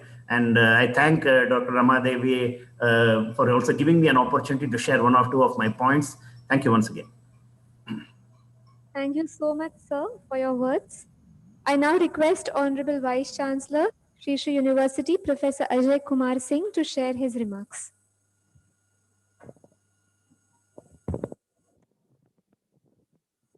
Namaskar, good afternoon to all of you.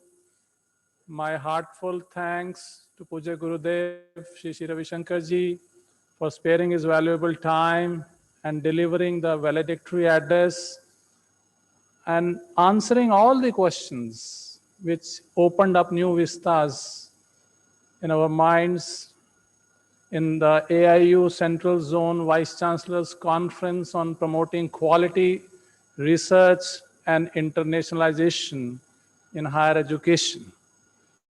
On behalf of Sri Sri University, I appreciate and acknowledge the sincere efforts under the leadership of the President of AIU, Professor Tej Pratap Ji, the Vice President of AIU, Professor G. Thiruvasakam, the Secretary General of AIU, Dr. Pankaj Mittal Ji, for giving us the opportunity to host this, for initiating and successfully executing the idea of organizing the VC meet in different zones virtually. I thank the entire team of AIU, Dr. Rama Pani Ji, Vijender Kumar Ji, Dr. Alok Mishra Ji, and all the members of the AIU team, our own team at Sri Sri University, led by our Honorable President, Madam Srimati Rahita Kulkarni Ji, and all the team members, the media team, the IT team, the operations team, all the rapporteurs,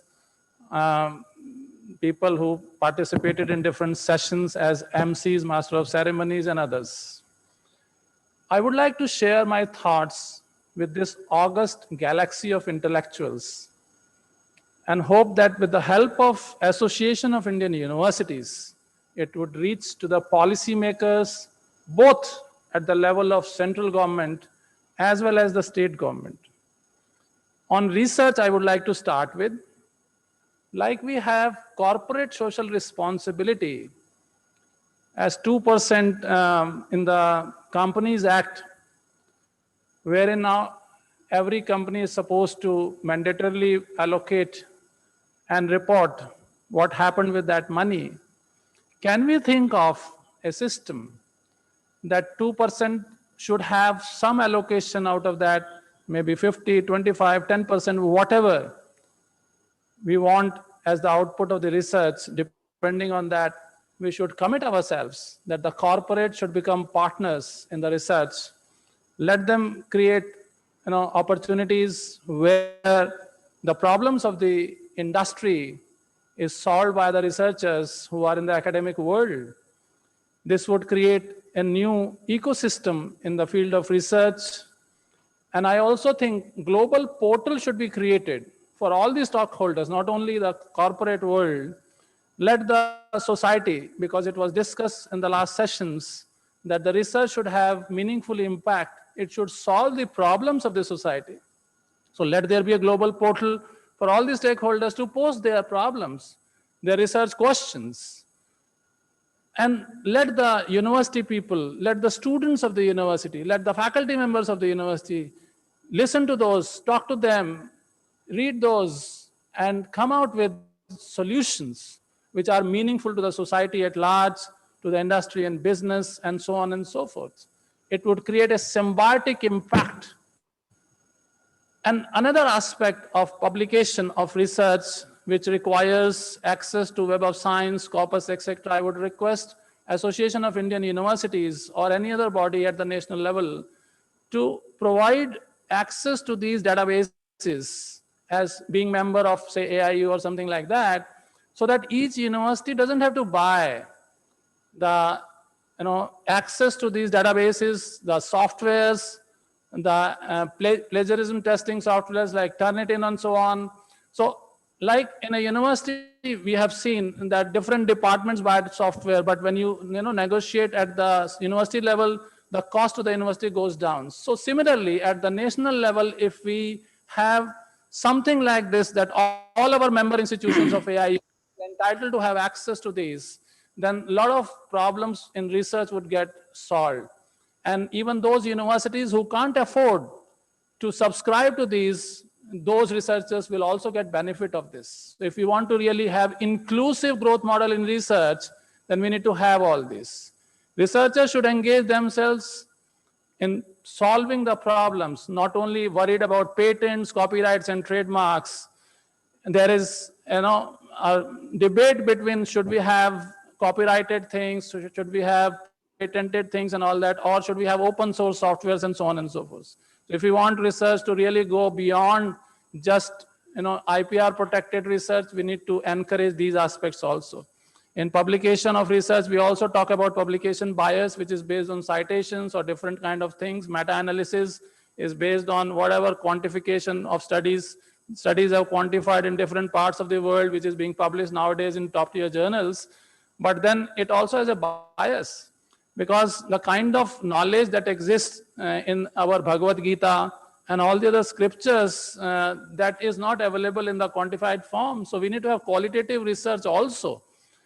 And we need to create ecosystem for those things so that the research, which is more deeper in meaning, which connects to an individual to the own self, discovery of self, आत्मा से जो मिला उसकी तरफ भी research कैसे होनी चाहिए, उस पे भी हमें थोड़ा सा ध्यान देना चाहिए.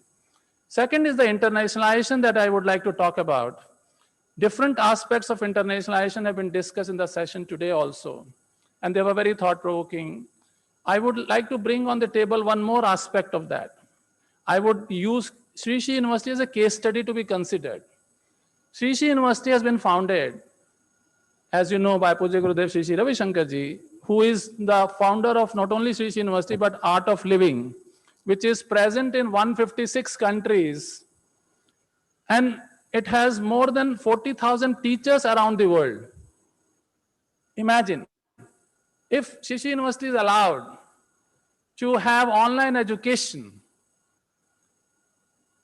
to have some unique model. Right now, what we are doing is Institute of Eminence, which is like a standardized model. If you fall into this category, then you will be given. Otherwise, you would not be given this status. But what about this kind of a university, which is founded by an organization or a person who has been doing service in the world from last about 40 years, and they have so many students, so many teachers around the world, who can be in the formal system of the university, become part of the university. The university can actually beat Harvard and Stanford just if we are allowed to be in this mode as institute of, I would say, global eminence. A new category can be created for institutions like this. And we should be allowed to have under our umbrella all these teachers which are there in the world. No other university probably would be having 40,000 teachers in one go with a single stroke of pen, with a change in the policy. This can be done. The culture, nurture, do we have this culture of nurturing the talent in all age groups? And this is a unique thing which Sri Sri University can bring on the table, right from this school education to the highest level of education of PhD, and even after that as lifelong learning. The Art of Living programs, which are more than 50, connects to each age group.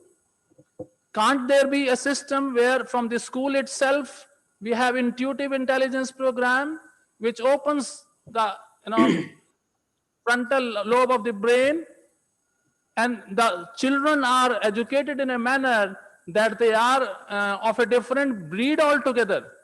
So this could be a unique model that this university is one which provides from the very beginning of the school education to the highest level, and then up to the lifelong level, there are students who are associated with this kind of a university. So internationalization should be thought on different lines also out of the box. Online education should be allowed to universities like us also. So that is another aspect of it which I wanted to talk about.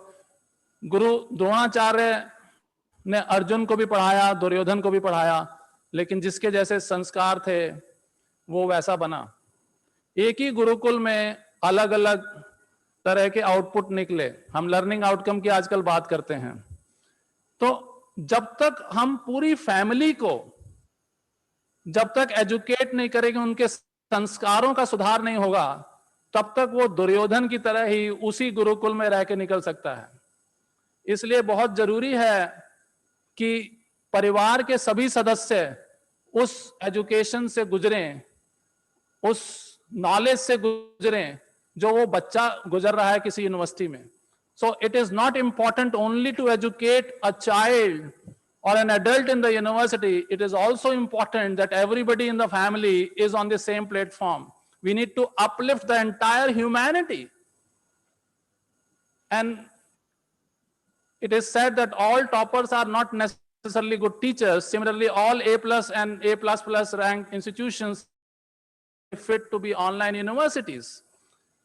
The requirements of online universities could be different. We need to think of internationalization in the context of online also.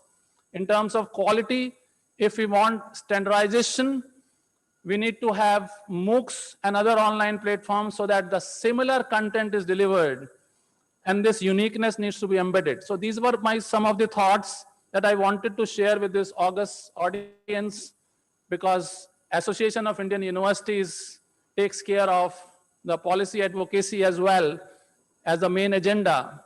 And this is the time we need to break the barriers, break the boundaries, think in a different manner. The kind of disruptive things that are happening during this time which we face, all the universities had to come in the online mode drastically. We did it in one day only. From the coming Monday, we said, weekend you prepare, we did training programs and all that. From Monday, we were operational from March 16, 2020. So we need to come up with different innovative models if we want our universities to be in the top 100. We need to create new benchmarks. We need to create new frameworks.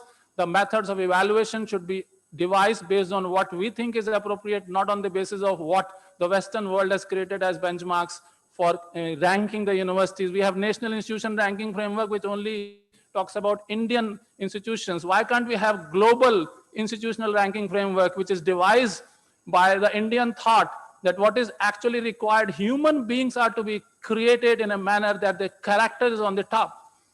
The problem of 2008-9 crisis by the people, those who were graduated from Harvard and Stanford, talking about derivatives and all that, you all know subprime crisis which happened. So it is not important that from where you are getting the degree, if you don't have the character, the values and all that. Pujya Gurudev talked about all these aspects, so I would not like to repeat on that. So a new thought needs to be given on all these aspects, and I'm thankful once again to all of you for patiently listening to me, and thank AIU for giving us the opportunity to host this. Thank you very much. Namaste.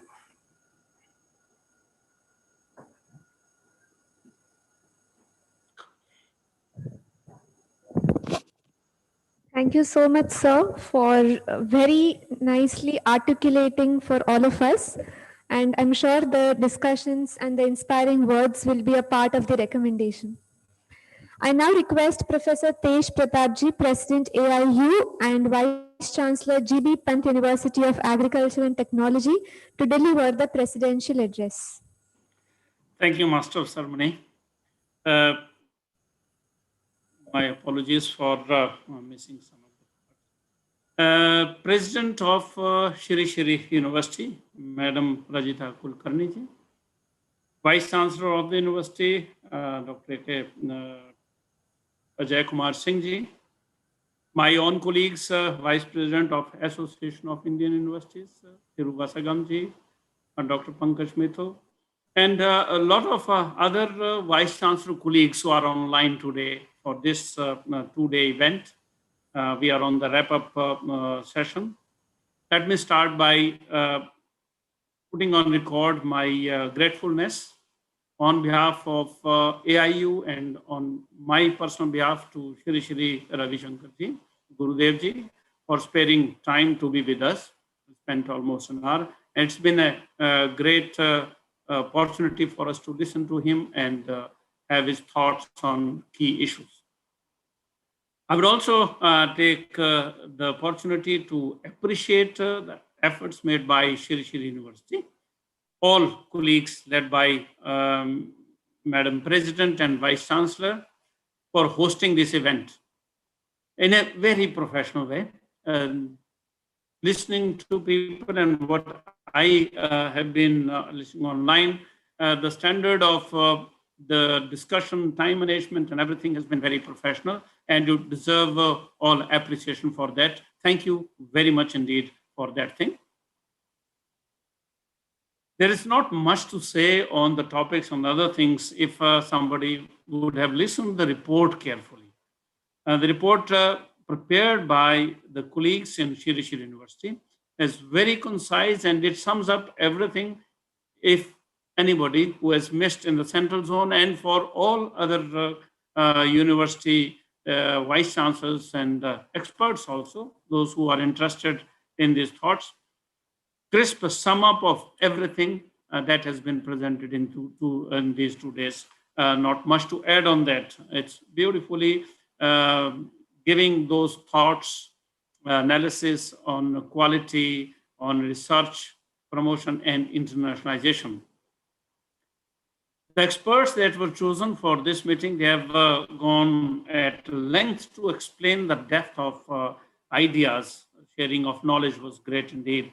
And it is in these meetings, colleagues, all of you vice chancellors with me, that we as vice chancellor get not much time to listen every day, but occasions like these enrich our own thoughts for that prepares us for future things. Let me sum up things like this, that platforms like this has been a regional meeting. I call it as a platform. But why it was designed, and as I said in the beginning, it's part of a larger whole on a national education policy, trying to create that thought process. You know, I would put it in these words. All of us are confronted with a challenge of entering into a new paradigm of new education policy, preparing your institution and implementing the provisions, and how do we grow in that environment. Listening to many of our colleagues and the experts, you would sometimes realize, and in meetings like this, when you go back, there's one message on that. Entering new paradigm with old mindset would be a very dangerous thing. We, all of us, have old mindsets of how to make institutions grow. You keep listening, colleagues, whether it is on particular subjects on quality or internationalization or research or even academics and others. Then what do we need? I think if we take this risk of entering with old mindset in a new paradigm, that will not help us. That will not help your institution. That will not help the nation. And overall, those who are stakeholders, the students, it will not even help them. Then this is the opportunity, this whole platform we are creating. Finally, we will meet in Ahmedabad. We will have this opportunity. Then what is this new mindset that we will have? I think it comes out of these deliberations. And this is only one aspect, these three issues. There are a host of other subject matters in national education policy, around 12 different subjects. All of you, including me, will get to listen that and when we meet in Ahmedabad. Colleagues, there are certain bitter truths. about our institutional growth, bitter truth of managing day-to-day affairs in the universities. I'm very much aware.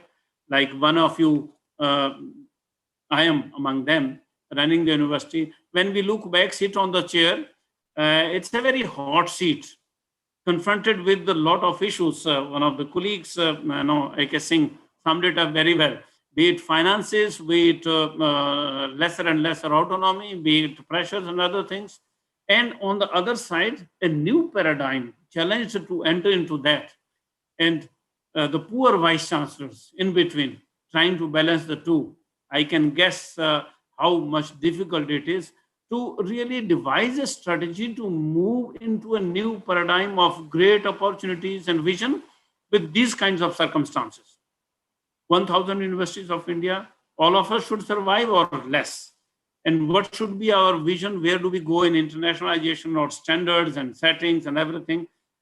These are matters. I'm not going to say to you anything, but collectively we take platforms like these to sit together and debate about.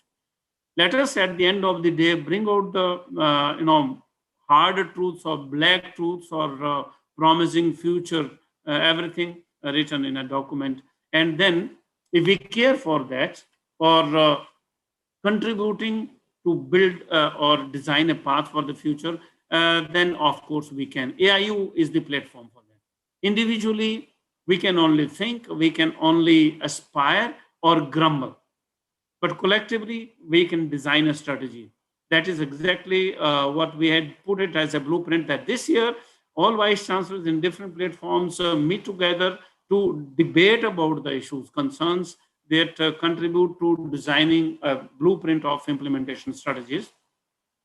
I'm sure at the end of the day, when the document is ready, we'll circulate it. All of us will cherish the shared information, knowledge, experiences, giving us, after analysis, fine print of the blueprint for actually building the institutions that we individually had, all of us, with very different circumstances. But everybody should have something in that. It would not be only for a university that is aspiring to be global, but then for that university also, who is very weak, who is at the bottom and wants to go up. We have challenges. I will sum it up like that. With 1,000 universities in India, what are we aspiring with national education policy? I would say, well, let's frame in our mind that we should not fall down to last 25 universities and frame in your mind who they could be, that you would never like to be. And work for being in the middle, top 10, select them, make them your ideals. So this is the practical way of thinking. And you can pick up top global universities where you say, well, we would aspire to be them. We will work towards something in the middle. And most important for us, many of us, our colleagues, would be to even ensure that we do not fall down to the things that are there.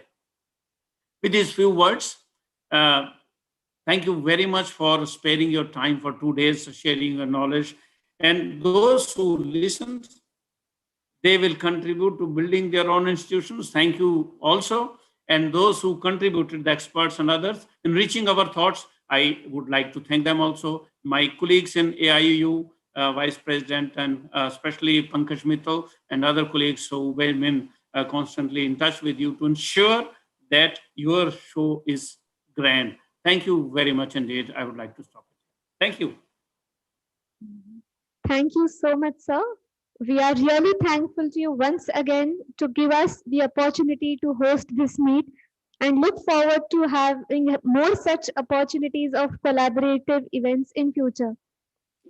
As our Honorable President, Ma'am, Mrs. Rajita Kulkarni ji had mentioned about our commitment towards environment, we would like to just take a moment to show you a short glimpse of the plants to be planted in the names of all speakers in our Shisha University campus.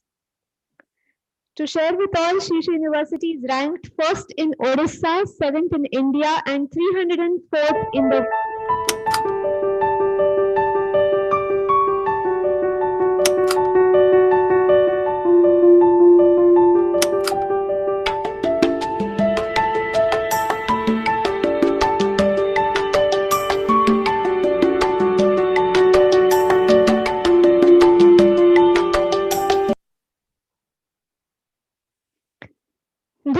This meet was made possible by many hands, hearts, and minds working together.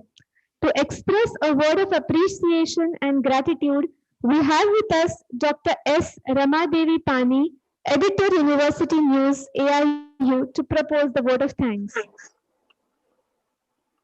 Thank you, Dr. Gayatri. Chief guest of this valedictory function, Pujya Gurudev Ji, Sri Ravi Shankar Ji, respected President, Association of Indian Universities, Professor Tej Pratap, Honorable Vice President of AIU, Colonel Professor G. Tiruvasagam, Honorable President of Sri University, Mrs. Rajita Kulkarni, most acclaimed Secretary General of AIU, Dr. Pankaj Mittal, esteemed Vice Chancellor of Sri University, Professor Ajay Kumar Singh Ji, honored Vice Chancellors of different universities of Central Zone, distinguished guests, delegates, invitees, ladies and gentlemen. Now we have come to the end of this Central Zone Vice Chancellors meet on the topic Implementation Strategies of NEP 2020, Promoting Quality Research and Internationalization in Indian Higher Education. The meet was a great success as we understood from the feedback and the report. And it is indeed a privilege for me to propose vote of thanks on behalf of Association of Indian Universities, on behalf of Sri University, and on behalf of my own self. Whereas it is underlined that we are thankful to one and all who made this meet a success, I will play the ritualistic part and rush through the Thanksgiving because I am standing between the lunch and this completion of this session. As we all know, the success of any conference depends upon the dignitaries who grace the session. And we are very fortunate to have, for this valedictory session, none other than Pujya Gurudev Ji to grace us, to enlighten us by his benign and divine presence. I bow in front of Gurudev Ji on behalf of all the gathering and on behalf of AIU and Sri University. We had the privilege of having Srimati Anandiben Patel, Governor of Uttar Pradesh and Madhya Pradesh, to inaugurate this meet. Through her long inaugural address, she had brought many issues of concern to the fore, and in fact, she laid the roadmap for implementing the NEP 2020. On behalf of AIU, I convey, and Sri University, I convey my thanks to her. As guest of honor in the inaugural session, we had Dr. Arun Kumar Sahuji, Honorable Minister of Higher Education, Government of Odisha. In his very crisp address, he spoke about the crucial points of NEP 2020 and the points which we need to emphasize while implementing the policy. We are thankful to him. We are thankful to Professor Tej Pratap, President AIU, the Mountain Man of India, not only for presiding over this meet and guiding us incessantly, but also providing the footprints to implement this strategy, implementation strategy of NEP 2020. I'm thankful to Vice President AIU for steering the session on interface with apex bodies so vibrantly. And there were very many vital recommendations in this session. After listening to the speech of Madam Rajita Kulkarni, I realized that if I had not heard to listen to her, I would have missed something very, very precious in my life. Madam, your speeches are very mesmerizing and also informative. On behalf of AIU and on behalf of the whole gathering, I thank you not only for your speeches, but for hosting this meet, providing us the opportunity to host this meet in your university. We'll definitely come to your university to have coffee and pizza.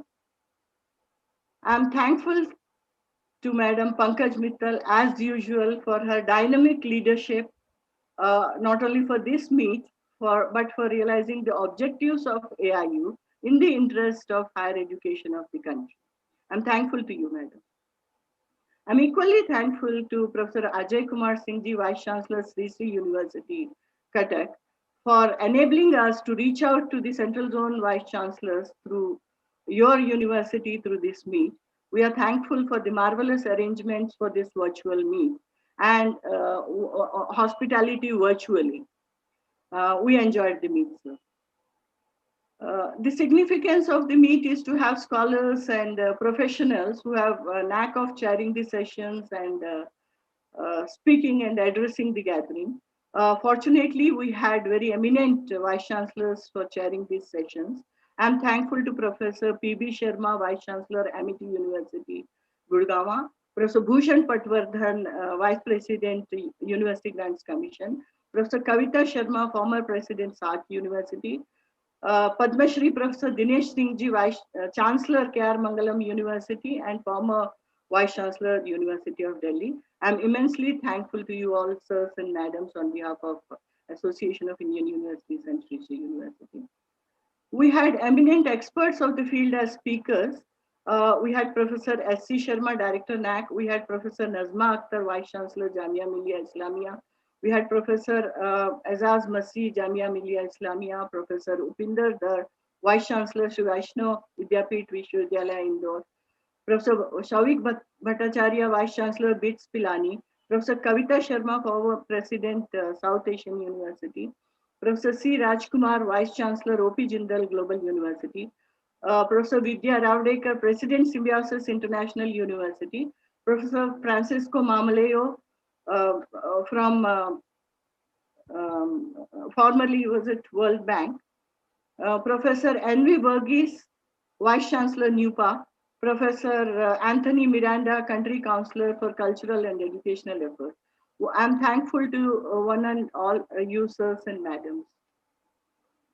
I'm thankful to Professor Mahendra Reddy, Vice Chancellor, ICFI University, and Professor Satyanarayana C.V. Raman, Global University, for your feedback, sir. I'm thankful to Dr. Neeraj Saxena and Dr. Jagannath Patil from NAC and AICT, respectively, for being in the interactive session and resolving all the queries of the Vice Chancellors. The presence in the South Zone Vice Chancellors meet was overwhelming. I'm thankful to all the Vice Chancellors who are present in the gathering and who have graced the occasion for last 1.5 days. I'm thankful to you all. I'll be failing in my duty if I do not thank the individuals who have worked to make this meet a success. In this series, I thank Mr. Vijendra from Meetings Division of AIU, who had worked meticulously for last several days to make this meet a success. I'm also thankful to the nodal officer of this meet from AIU Secretariat, Mr. Satyapal Singh Ji. And most importantly, I'm thankful to Dr. Alok Mishra, Joint Director, Joint Secretary, Association of Indian Universities. I owe special thanks to small little girl, Miss Mani Goswami, Nodal Officer from Sri Sri University, for meticulously coordinating this meet. It's a real great effort, Miss Mani. The contribution of Professor Kalyani Samantrai is highly acknowledged for this meet. I also thank all the Masters of Ceremony, Dr. Gayatri Dume, Dr. Pankaj Vij, Dr. Sharda Acharya, for anchoring the session so professionally. These virtual meets are not possible without utilizing the expertise of technical team. I thank all members of the technical team, particularly Dr. Vijay Kumar from Sri Sri University and his team members, Dr. Rajiv and Dr. Arunji, and Mr. Shivan Dikshit from Association of Indian Universities. My sincere thanks are due to the rapporteurs. The rapporteurs team is led by Dr. Vijay Lakshmi Mahanti, and her team members are Richa Bagel, Bhagirathi Nayak, and Rakesh Tripathi. I'm thankful to you all for recording the deliberations so meticulously and painstakingly. And I'm thankful to Dr. Kalyani Samantrai for reading the report so crisply. These reports and recommendations will be documented for further necessary action. I am once again grateful and thankful to one and all who made this meet a success. Thank you to CC University. Thank you to one and all. Thank you. Thank you so much, ma'am, for so nicely acknowledging the contribution of all the members and for delivering the vote of thanks, and also for your continued support to make this event a success. The end of a story is the beginning for many others. We from Sri University are grateful to host such a remarkable, memorable, and knowledgeable meet. Even though it was a virtual meet, your enthusiastic remarks and participation made it feel equally connecting. Let us conclude this afternoon by rising from our seats for the national anthem.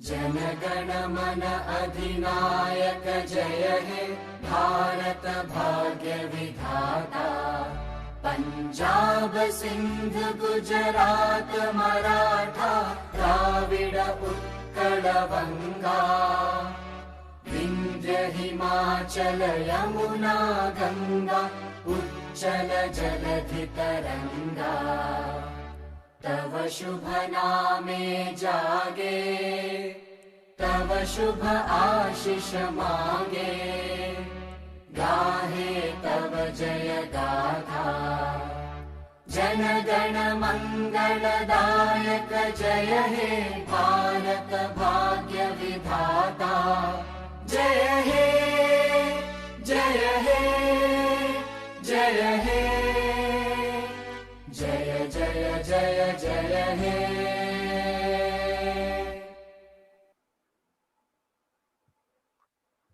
Once again, we thank each and every one of you to be a part of this virtual meet, and we look forward to host you in the future events as well.